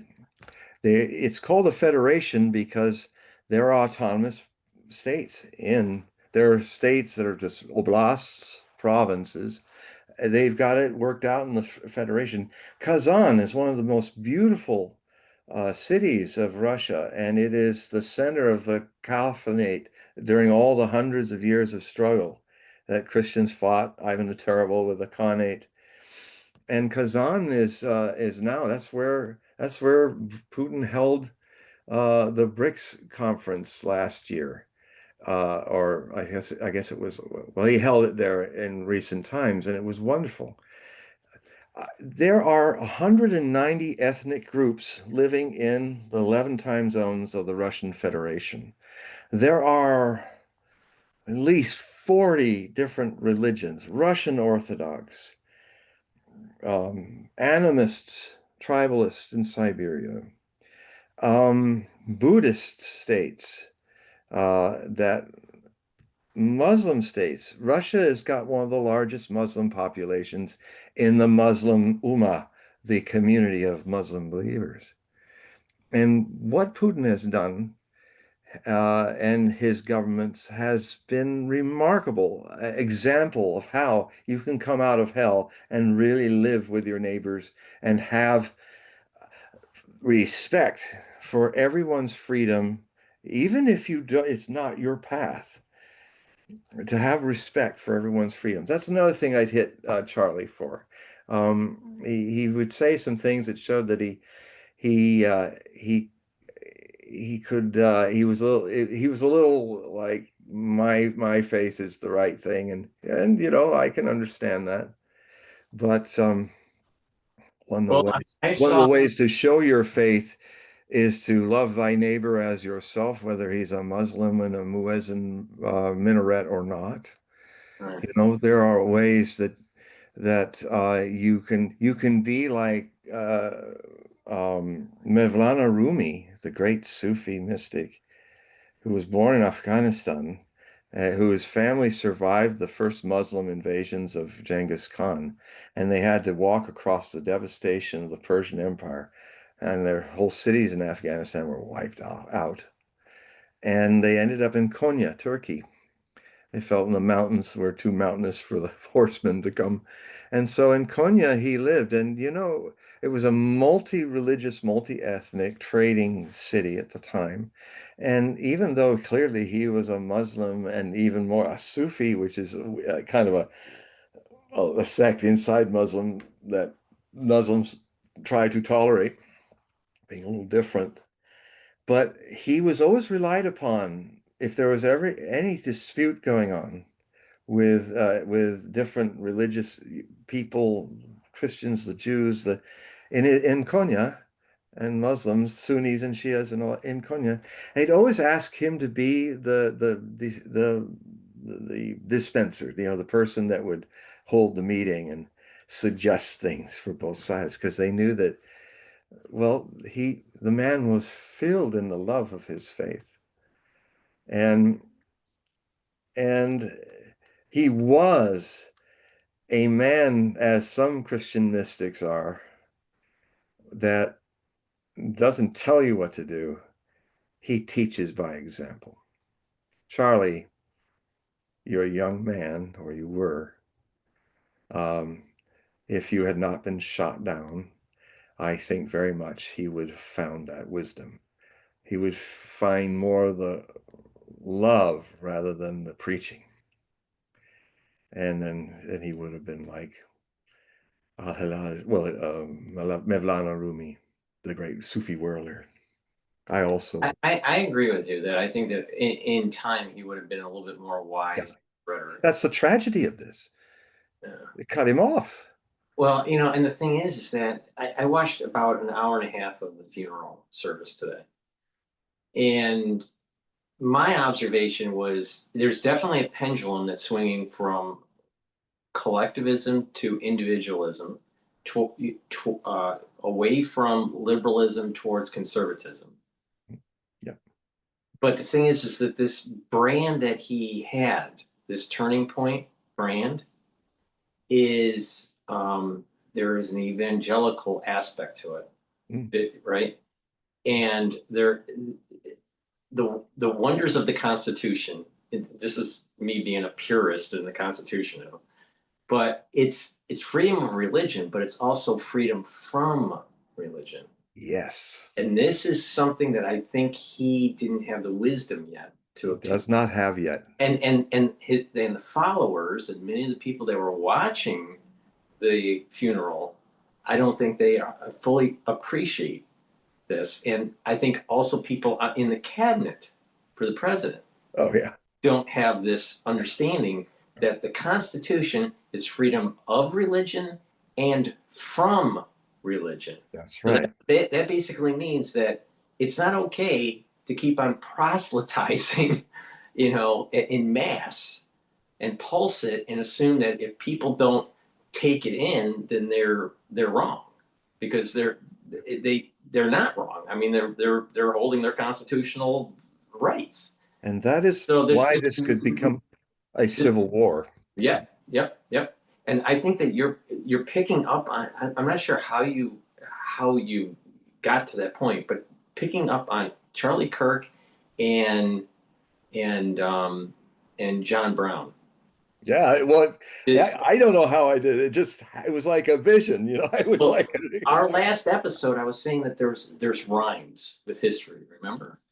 Well, Charlie, watch the way this works with the name. Charlie Kirk. Take the first two letters, C and K. All right. Now flip it. Kirk Charlie. All right. okay. All right. John Brown. All right. John Brown is the first. Brown, B. Yeah. Right. Charlie, C. It's the next letter. See, Yeah. when things rhyme, they're shifted. There's like a time shift, a word shift. There's a shift. Same thing with Kirk Yeah. and with John. But J he's not K Charlie Brown, J at least. no, right. But J K, a letter shift. Ah, And then there was this, but the similarity is this preaching aspect. evangelical. Yeah. Yes. Yes. You're picking up on something definitely. And this war, this internal conflict that's happening in the United States. Yeah. Well, my brother was a Civil War reenactor. Really, he actually ended up in the Armistead movie. Oh, In wow. the credits at the end when they show the two clashing. Yeah. Yeah, my brother's in that group. He's the one with the big guy with the black hat and the Confederate side. Yeah. I'll talk for sure, talk to him when he comes to see me. Him and his wife come, and Linda come to see me when they're here. One time, because he's a writer as well, uh, and he's also studied ancient Greek. So he reads the book of Revelation in Greek. And um he I said, what was a big success, we hadn't had anything published yet, and I was saying, I think reason why I got a big success was that I was able to come to an overwritten subject like Nostradamus, and I found something, a new angle to redefine the whole way people look at it.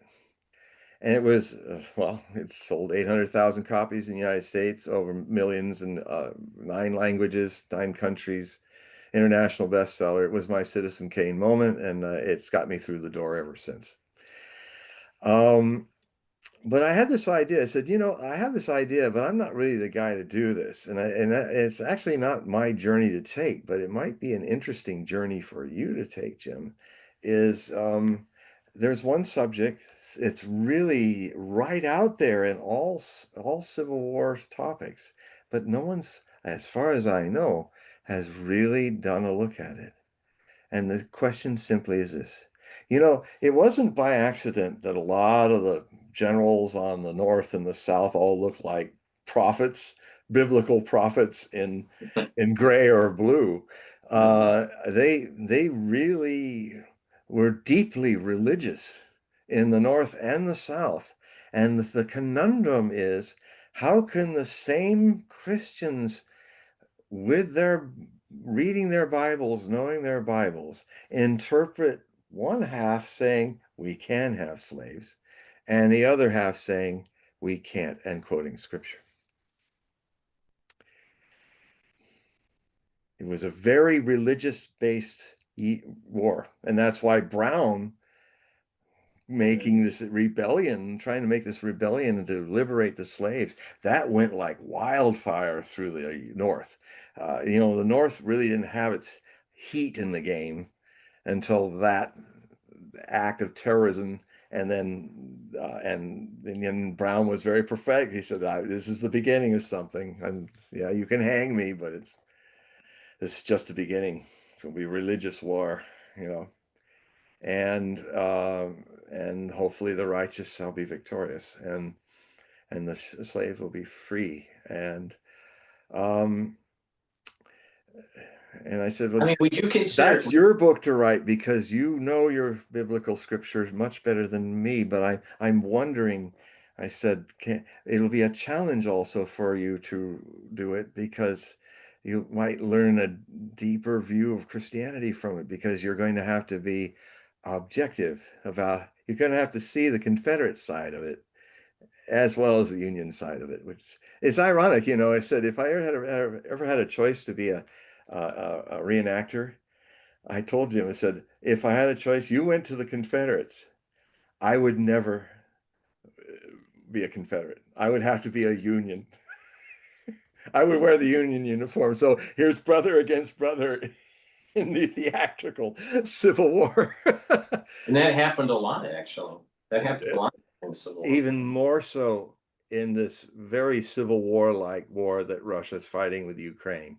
Far more so. It's a real tragic story that Ukrainians and Russians have lived together for so long that everybody's got family on both sides of this. It's the biggest tragedy that no one hardly talks about. They do in Russia and Ukraine, but no one outside of Ukraine understands this. It's worse than I think any civil war I can imagine. All right, if we take the premise that history is with rhymes. Mm. It So does rhyme. The Civil War happened between 1861 to 1864. 65. 65. April 65. Yeah. June actually officially started. All right. So what was happening in Europe at that time period in terms of war?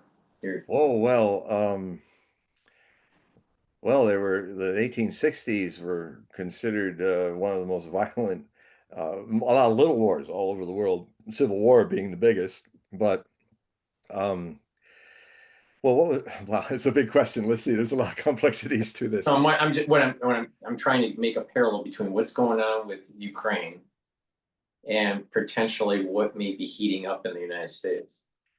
Well, the Civil War that's going on because it is in its heart a civil war. There's a different factor. There's a whole lot of Ukrainians that actually don't want to be fighting. I mean, everybody in the South we're gonna. I mean, Shelby Foote made a very clear statement. One of the great guys who wrote about the Civil War, and I much admire him as a writer. And he said he's from Alabama, and he was saying in the documentary, he said, you know, if I were living there, and as much as I hate slavery and ride against it as a deep South Southern boy, I just can't imagine fighting against my own people. Just like Lee. He said, I think I would have to stand up with my people in Alabama, even though I disagree with just about everything they stand for in this war. And there were a lot of Confederates that did that. They were fighting for Alabama. They weren't fighting for. There was a great line in the Gettysburg movie, that Ted Turner, one of this trilogy that he was trying to do. He didn't get the last part, Gods and Generals, Gettysburg, and then too bad they didn't do the final one. That would have been amazing because it would have ended in Appomattox. And there's this great scene after the first day of battle, the Chamberlain and his brother, uh, Chamberlain, who became the hero, Little Round Top, that later that day. On the morning, they ended up talking to some captive Southern guys, and because we're all Americans, it was just had an intimacy. This happens with the Ukrainians and Russians in this battle, and they say when they're not fighting, they say, well, he said, well, uh, I never came here to fight over a count of darkies. I was fighting for states' rights. I had nothing to do with that. This is about my right to secede from the Union or not. It's like, and that was a big deal. And, vast majority of white sharecropping and Southerners they could only dream of being plantation owners. Um, but he said, I sure can't say that I'm fighting this world for a bunch of darkies, like over that issue. It's about states' rights. It's interesting you bring this up because I saw a book signing from, I don't know, it's like the great great grandson of Teddy Roosevelt, right? Mm. Whatever. Maybe I'm missing one great there, but he is a professor at Yale, and he wrote this book. He presented it at the club, and his premise of the book was exactly what you were saying. The Civil War was predicated on this idea of the ability to secede from the Union, and he was Yeah. basically saying that really that the Union didn't align with what the founding fathers really were all about, and that actually the Confederacy was more tied with the founding Yeah. fathers. Well, by accident, he probably quoted a lot of the passages that I quoted in alt right, alt left. The Beyond that book. I have a whole chapter quoting because I'd get all these Southern people saying, "Oh, it was always about states' rights and never about any of that stuff." And it's true, it was, but there's one clause that made that a problem. And that was the real conundrum because this is the Declaration of Independence that was done in South Carolina and Columbus, and it became the declaration for all the states. And they laid out their argument, and frankly, legally, they were right. And yes, it clearly shows that the South was more true to the states' right freedom. And by the way, we wouldn't have won the Revolutionary Wars without Virginia, Georgia, and Carolinas. Um, so it was this long problem and of course the founding fathers, Jefferson's a Virginian, he had Washington's Virginia, he had slaves, but they were smart enough to say, let us deal with that problem not now, but when we are a nation, a union of states and sea. And they tried. And even Lee said, we tried every way to resolve this issue, and the only thing was left was to let God decide on the battlefield. And when the Confederacy ended and it was defeated, Lee was a major figure in healing the nation. He basically said, and they loved him in the South. He was a very beloved man. And he said, no, let's not fight. We gave it to God to judge on the battlefield of truth, and we lost. So let us rejoin the Union and become part of it again. And God, it could have ended up really like some balkanized, ugly thing that happens in Europe, and then keeps going for centuries. But we did something amazing. And also, what happened at Appomattox was amazing, that we had a man like Ulysses S. Grant facing a man like Robert E. Lee, two really giants on wrong sides of, in their view, of the other. But, you know, Grant had not known, he was not prepared when Leaf was coming, and he was having a migraine, really bad migraine. He has grand mal. Thank God I don't. Um, and so he apologized for being in his riding clothes. And he's just, I had to get here as fast as I could to talk to you. And of course, Lee was in his dress, he looked regal and marvelous.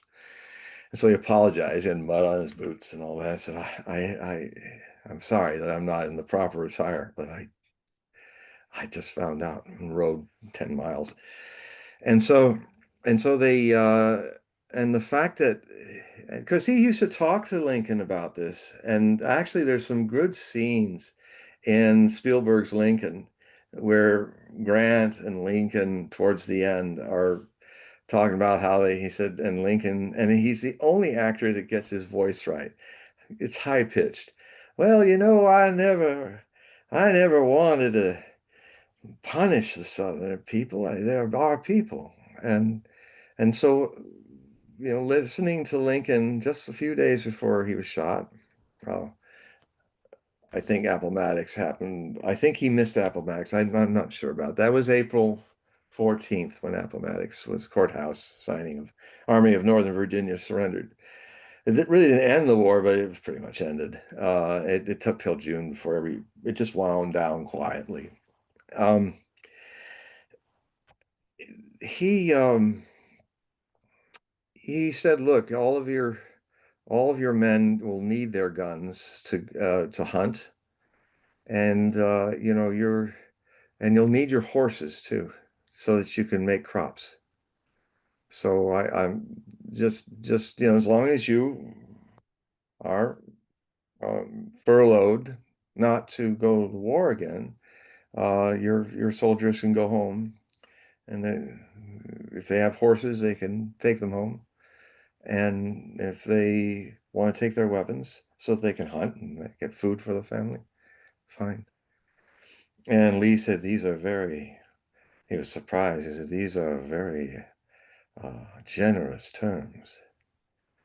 And it's really, I think every American should read that, because of the interchange between them. And then also, when he said goodbye outside in front of the courthouse and Lee got on his horse, before he did it, Lee walked out, and with his beautiful gloved hands, which he just put his gloves back on, and he was looking with his hands. And he was like going, it was so hard. What a gentleman, what an amazing man. It was a very painful thing for him to do, but there's truly a man of honor. Um, there's not enough praise in this country about honor, and not one-sided honor, but the honor to the gracefulness. If you have to fight somebody and you beat him, you reach down with your hand and pull him up. This respect for humanity. And, you know, it was we've lost our way as a country. We've lost that. We've lost it in our schools. We lost it in our social studies classes. I was at the tail end when you got that kind of education, where even in high school they were teaching you how to critically think. Like I've said before, where if there was something to be debated, and if all the people, oh, I want to do that side, and then the teacher would say, oh, and then the other, okay, what do you, yeah, we'll do, I want that side. I said, okay, all of you wanted this side, you're going to debate for the other side, and vice versa, you know. And because this is not about being on the right side, it's being on a side so you can get to understand what both sides are about. And And you can just learn to be in the other person's shoes. So important. Literally, humanity's future depends on that, especially with nuclear powers. China and Russia, I'm not afraid of. I do not lose sleep over them going crazy and launching World War III, but I can't say that about my own nation because we have dumbed ourselves down. We have people in, we have a president that chooses people that are more stupid than he is, but if, with a few surprises that are not so, but he's not listening to them. He's isolating them like Gabbard. And Bobby, fortunately, is far enough away. Bobby Kennedy Jr. is far enough away in his own place that he's not directly involved with the intrigues of politics and global issues. He's really dealing with a domestic issue. And by the way, notice how little news is talking about what he's doing? Mhm. He's doing amazing things. Mhm. He's truly reforming. He's truly setting the stage for a healthier America down the next few generations. So he is, there's some good in this, and maybe Trump will have a last burst of intelligence for a couple more years. I don't know, but Well, supposedly he's supposed to announce something tomorrow. Trump's supposed to announce something about autism tomorrow, the causes of autism. like his autism or No, no, autism in not general. his autism. Yeah. Oh, well, the see, well, yes, he's finally got his report. He's probably, he's probably, that's bad on me. Sorry, Donald. That's my fault. That's my bad. Um, So it's going to rock the whole big oh, pharma industry when well, he makes a statement. remember when Jim Carrey's wife, the actress, got burned left, right, and center for saying, "I think my kid got weird after he took all that cocktail of vaccines." Well, guess what? She was right. Mhm. And you can't have these levels of autism and obesity so yeah, he's working on that. That yeah, it's going to shock. That's going to be a shocker, but that's a good shock. Hmm. Hmm. Very. No, I'm actually relatively happy that it's progressing. I think it's progressing a little bit slower than I expected. I thought it would be moving quicker, but I'm sure there's a lot of infighting that's going on at the CDC, FDA.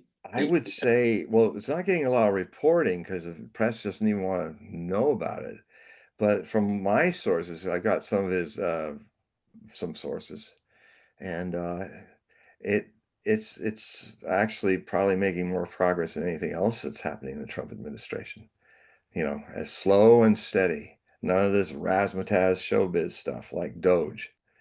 I mean, all Doge did was streamline the State Department and make it even more vicious.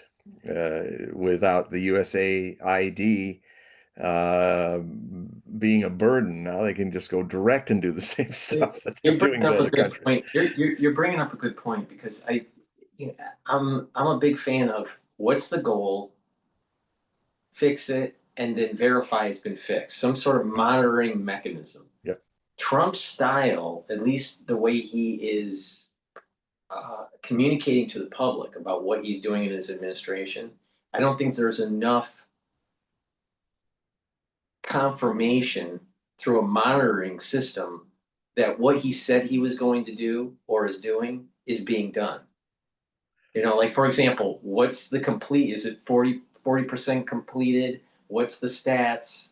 In terms of how many people that have been deported, or how much crime in the 40 biggest cities in the United States. How's it going down or how's it going up? No, that's a And so good point. there's not enough monitoring of his policies.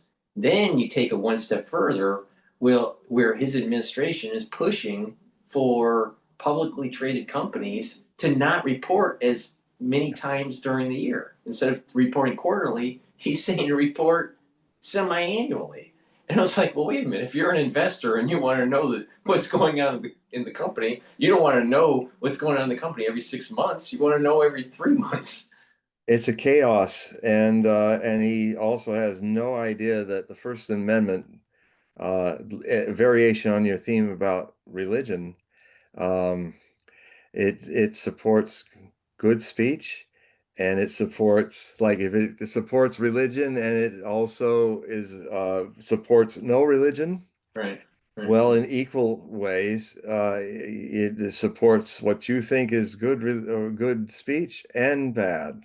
right. The right to, I think there was even a Supreme Court thing that, like, went to the old trope, or the old thing people always come up with, and saying the guy yelling fire in a theater.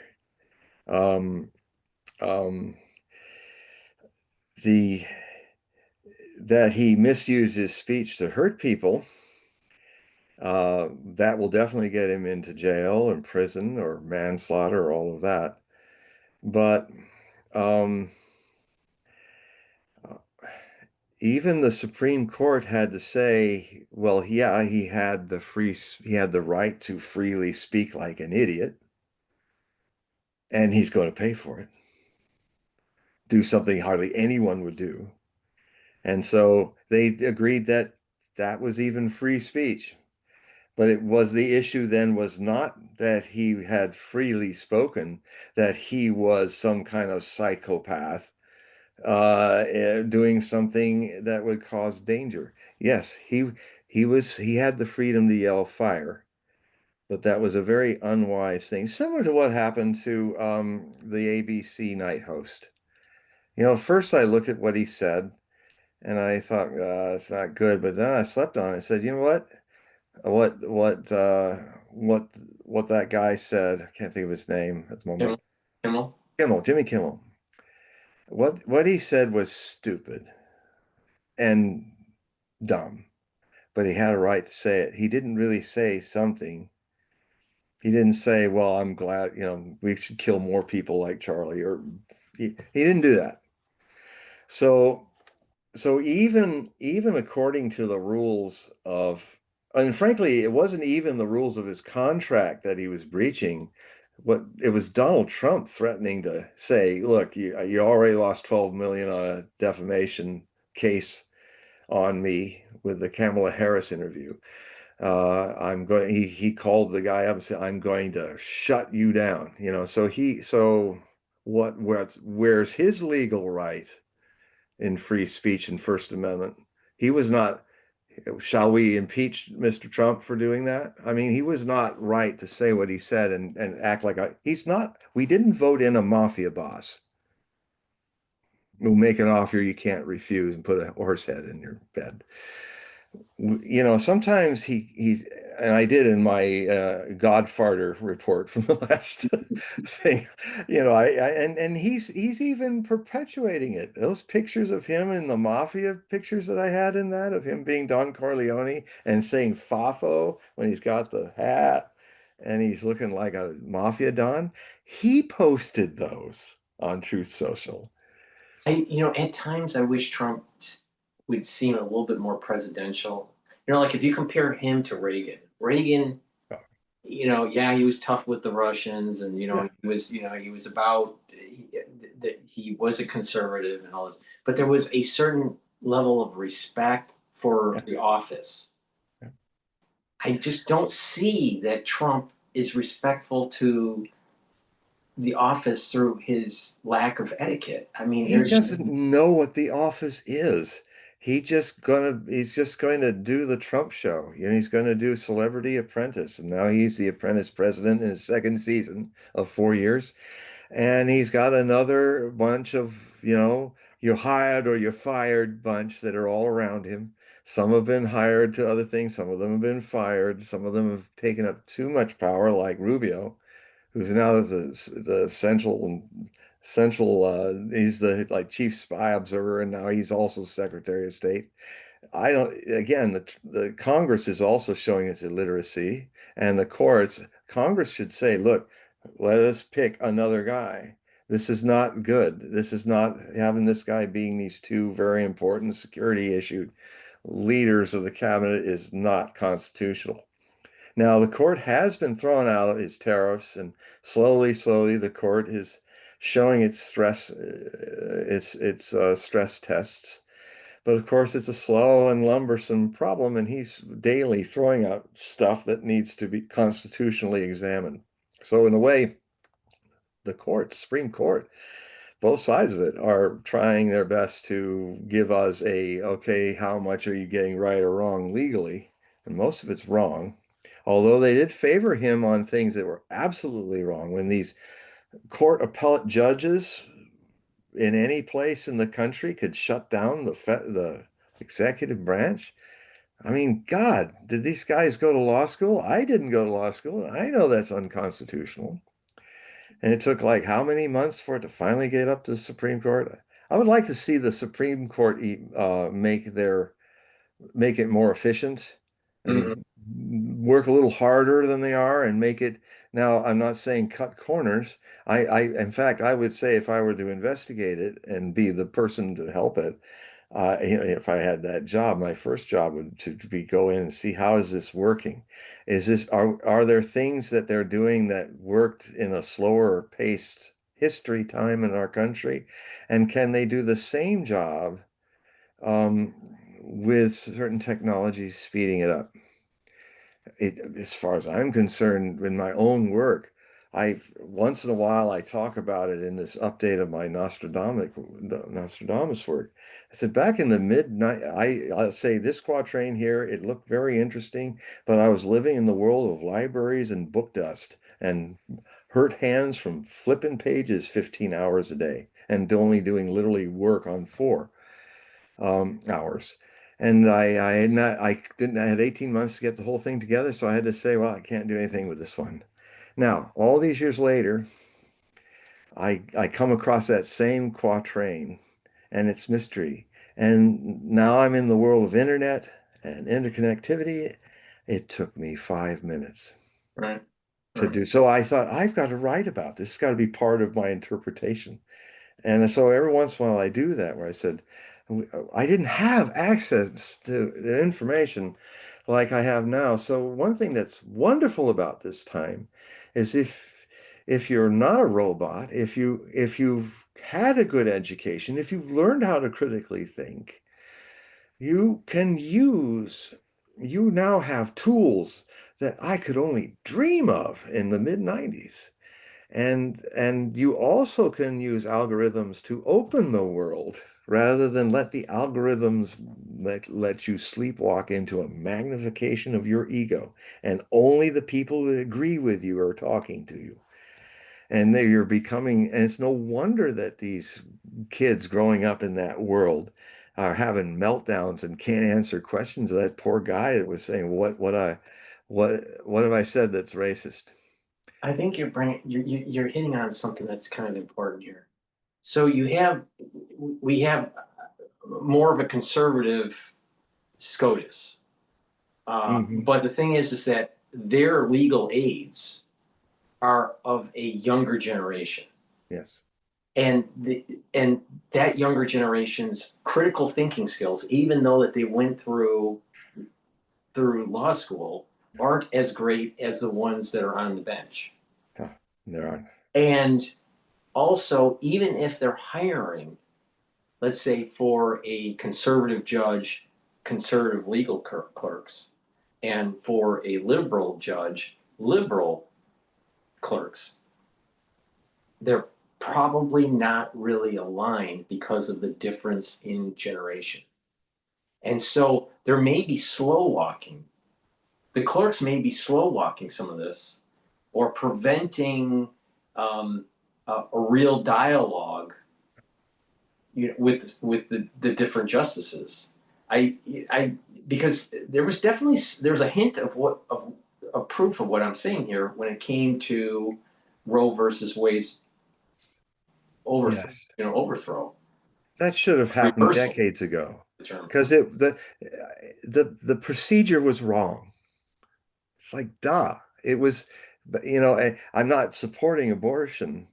I'm simply saying that it was on the technicalities of the way it was passed through was not really a proper hearing. And that's important. If And it isn't important, then you live in a banana republic. There's also with Roberts, there's a tendency to kind of like just pass it down and not really make a true decision. And I feel as he's compromised. Why he's compromised, I don't know. I don't have any proof I on it. But think he's mostly compromised by that he's thinking more about his legacy than his job. And I think he's been that way a long time. And he will compromise because he doesn't want this on his watch. yeah, maybe it could be. I've seen it a lot. I mean, I would say it's a bit of an ego trip on his Yeah, part that he, he's kicking the can down the road for another chief justice to make the yeah, call that's when right. it worse. And Yeah, I don't feel like he's doing his job. no, he isn't. And he is, I mean, I've noticed a lot of times he will kick it down because he's going to leave it for somebody else. Frankly, this is what Angela Merkel did all the time she was running Germany. She destroyed German politics, absolutely destroyed it. Alexander Macpherson is right about that on the Duran. She made sure that she had no people to kick her out of her job for decades by moving mediocrities who have no limits against people have limits and have measured ways of looking because she wanted to run the show. So when she retired, she left the German government uh, to pygmies. And this is the government of Bismarck. You know, talk about a giant in politics, Otto von Bismarck. Um, I'm a little jealous of Wagner. He met him. He came to the Bayreuth Festspiel House, to see the operas when it was finally built. And the Kaiser, the one with the kind of the long mutton chop thing, um, he came up to him because I just found out they knew each other. Actually, they had had a cordial relationship when he was a young man. And he said, "Well, Herr Wagner, you did it. I didn't believe that you'd make it." And he said, "I didn't either." So they came there. And anyway, that's a side story. I was have my Wagnerian tangents, but the uh yeah, I think that the courts could it would be a very good thing for the courts to go through some kind of let's just sit down and see if without losing the letter of our work, can we bring it a little more into the times that needs it and not go slow like it's the 19th century? Yeah. I And think with there's modern a need for it. technology, I think they can do that, and there needs to be a shift. But the, the way I'm seeing the judicial branches is that they're slow walking everything and not willing to take a stance. Yeah, We have the legislative branch that's constantly in infighting, and they can't yeah. reach a consensus. And Two-party we have system. and we have right now a executive branch that is running roughshod, and Yeah, with very little let's etiquette. improvise everything Yeah, very little etiquette. and Now, blame it on everybody else.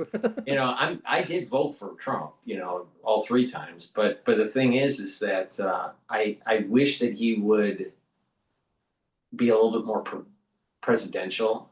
But that's the problem. That the reason why people voted for Trump was because he's not presidential.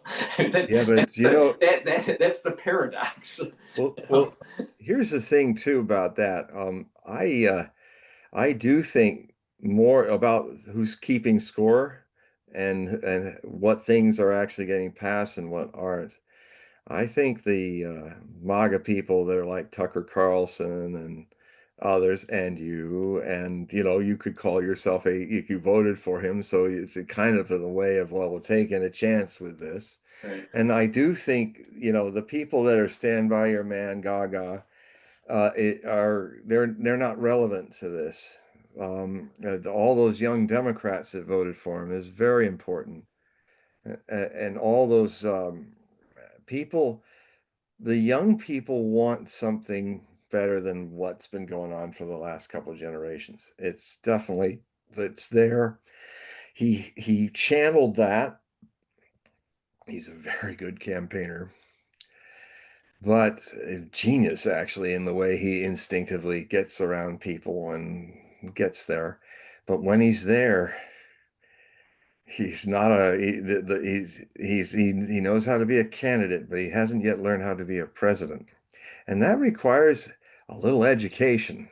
That requires that you actually read McKinley's book about TARPs. I know he never read it because Oh, he's it not. doesn't say that in his book. He doesn't. He doesn't read. He's an instinctual street But do you know street how smart I would guy. counter that? Because I'd sit him in front of the TV to watch really good documentaries. He says, "No, you don't have to read. Just watch this. Just look at this. Look at this background about how Russia is. Look how the country came through this." I think he's a kid, so let him watch the TV. I learned a lot from watching TV. Well, I mean that I can see that happening. I mean, he's probably a visual guy. He's a visual guy. He's a visual guy, and Yeah. in the action. Movement, visual, Yeah, movie. That's him.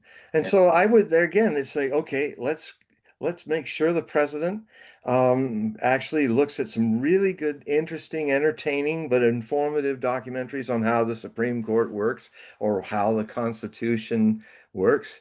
And yeah, and yeah, it bores him otherwise. We got to deal with the 8-year-old. Truth is that which works. And if people want to ignore the 8-year-old and think they can fix it, that doesn't work. So, yes, I've always, appealed to his positive sides as much as I can, and in writing about him as astrologically, he has a full spectrum chart. It's all there: the good, the bad, the ugly, and the transcendental. Well, Uber Gemini, multiple Gemini. we're getting to that time of the night. I want to just remind the audience that in the description, the links will take you to John's website. So please click those links and take a look at the periodical and sign up for a reading. John, before we go, maybe you can quickly explain the periodicals that they can sign up for and the readings. Yes, I try to do monthly a Hogue prophecy report. It is I send it in a PDF file to your email, which is a way to keep my freedom of speech alive, and so I can speak freely to you. And I am a futurist who looks at future trends. I have over an 80% track record of accuracy, 100% for picking the presidents of the United States since 1968. I'm 15-0 now with the Trump election. Um, so I look at a lot of things in the world, and I have had a unique take in the world. I've lived in a lot of the places I look at, and I'm an American that lived abroad, and I would say that I would say it'd be a part of some gift in education, that one of the steps of education would be that you live 6 months in another country, and not in a hotel in an American quarter, but in the country. And I mean, in a way that was kind of what the the Peace Corps was training a lot of people to see, going out and helping people and seeing. It's so important for Americans. Americans will be better isolationists if they really knew what the outside world was really about. I think it would make them even better isolationists.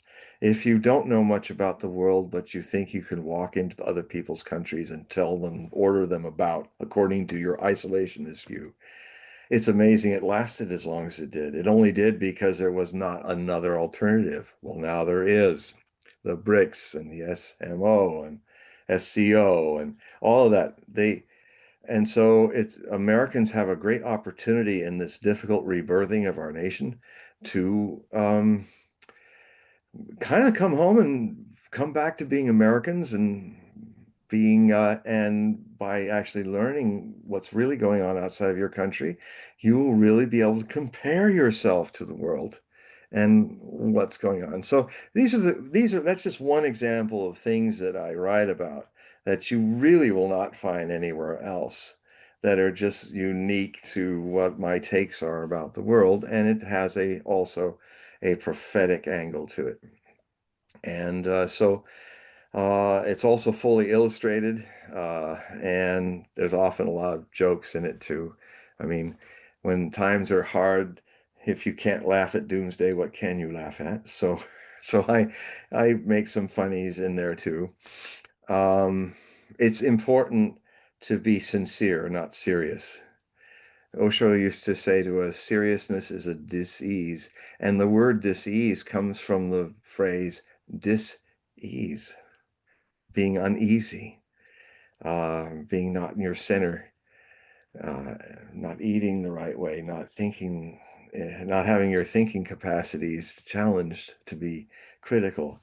Um, and so, yeah, so these are some of the things and many other things to talk about. There's a lot of history, a lot of knowledge, a lot of people who write me back and review what I do, and they say they're deeply touched by the backstory that I give, the historical foundations to things that kind of describe from the past where they're going into the future.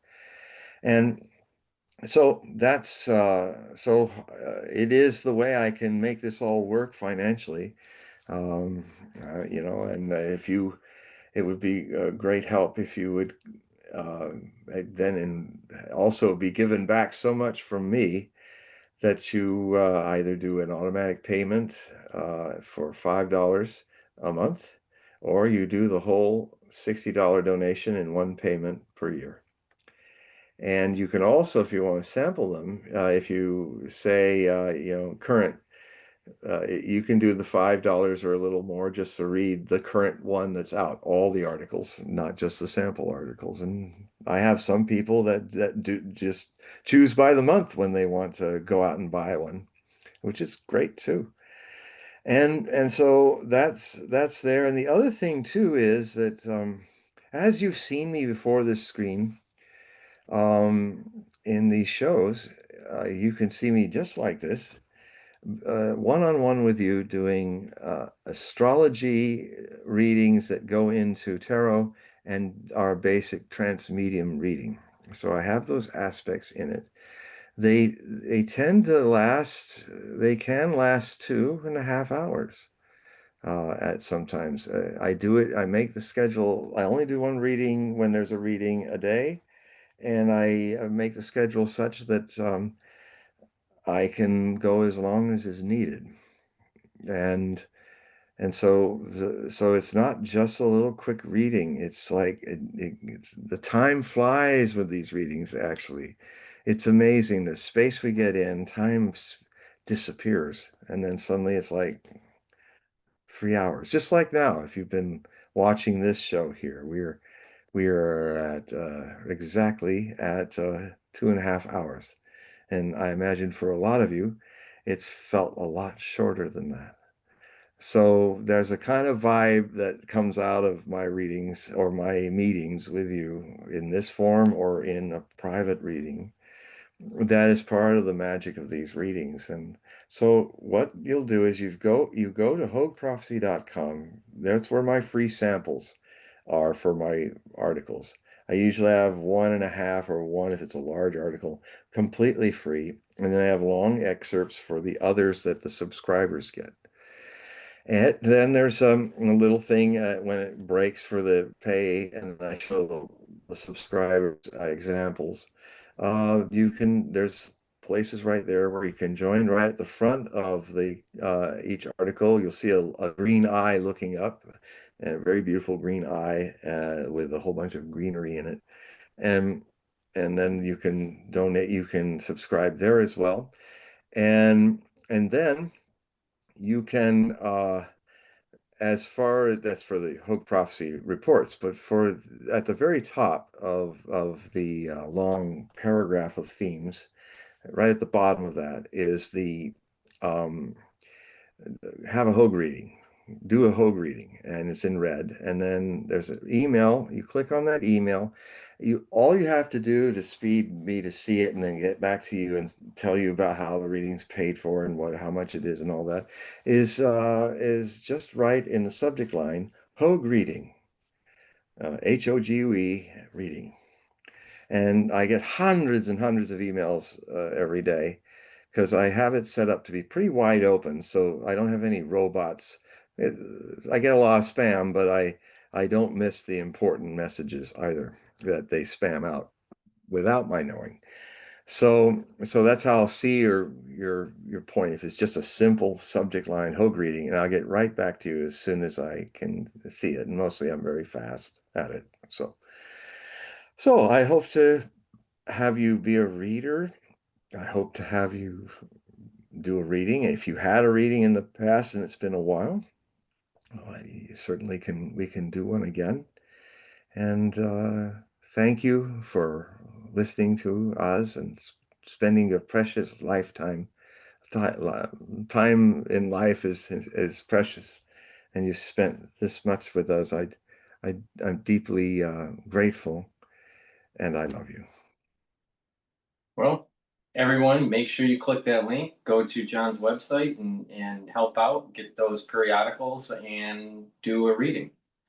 John, thank you again for a great show, and we'll do this again soon. Yes. So everybody, thank you for joining. I greatly appreciate it. John, Thank you, everybody. You want to say goodbye to everybody here? Goodbye, everybody. All right. Thank you, everybody, for listening. Over and out.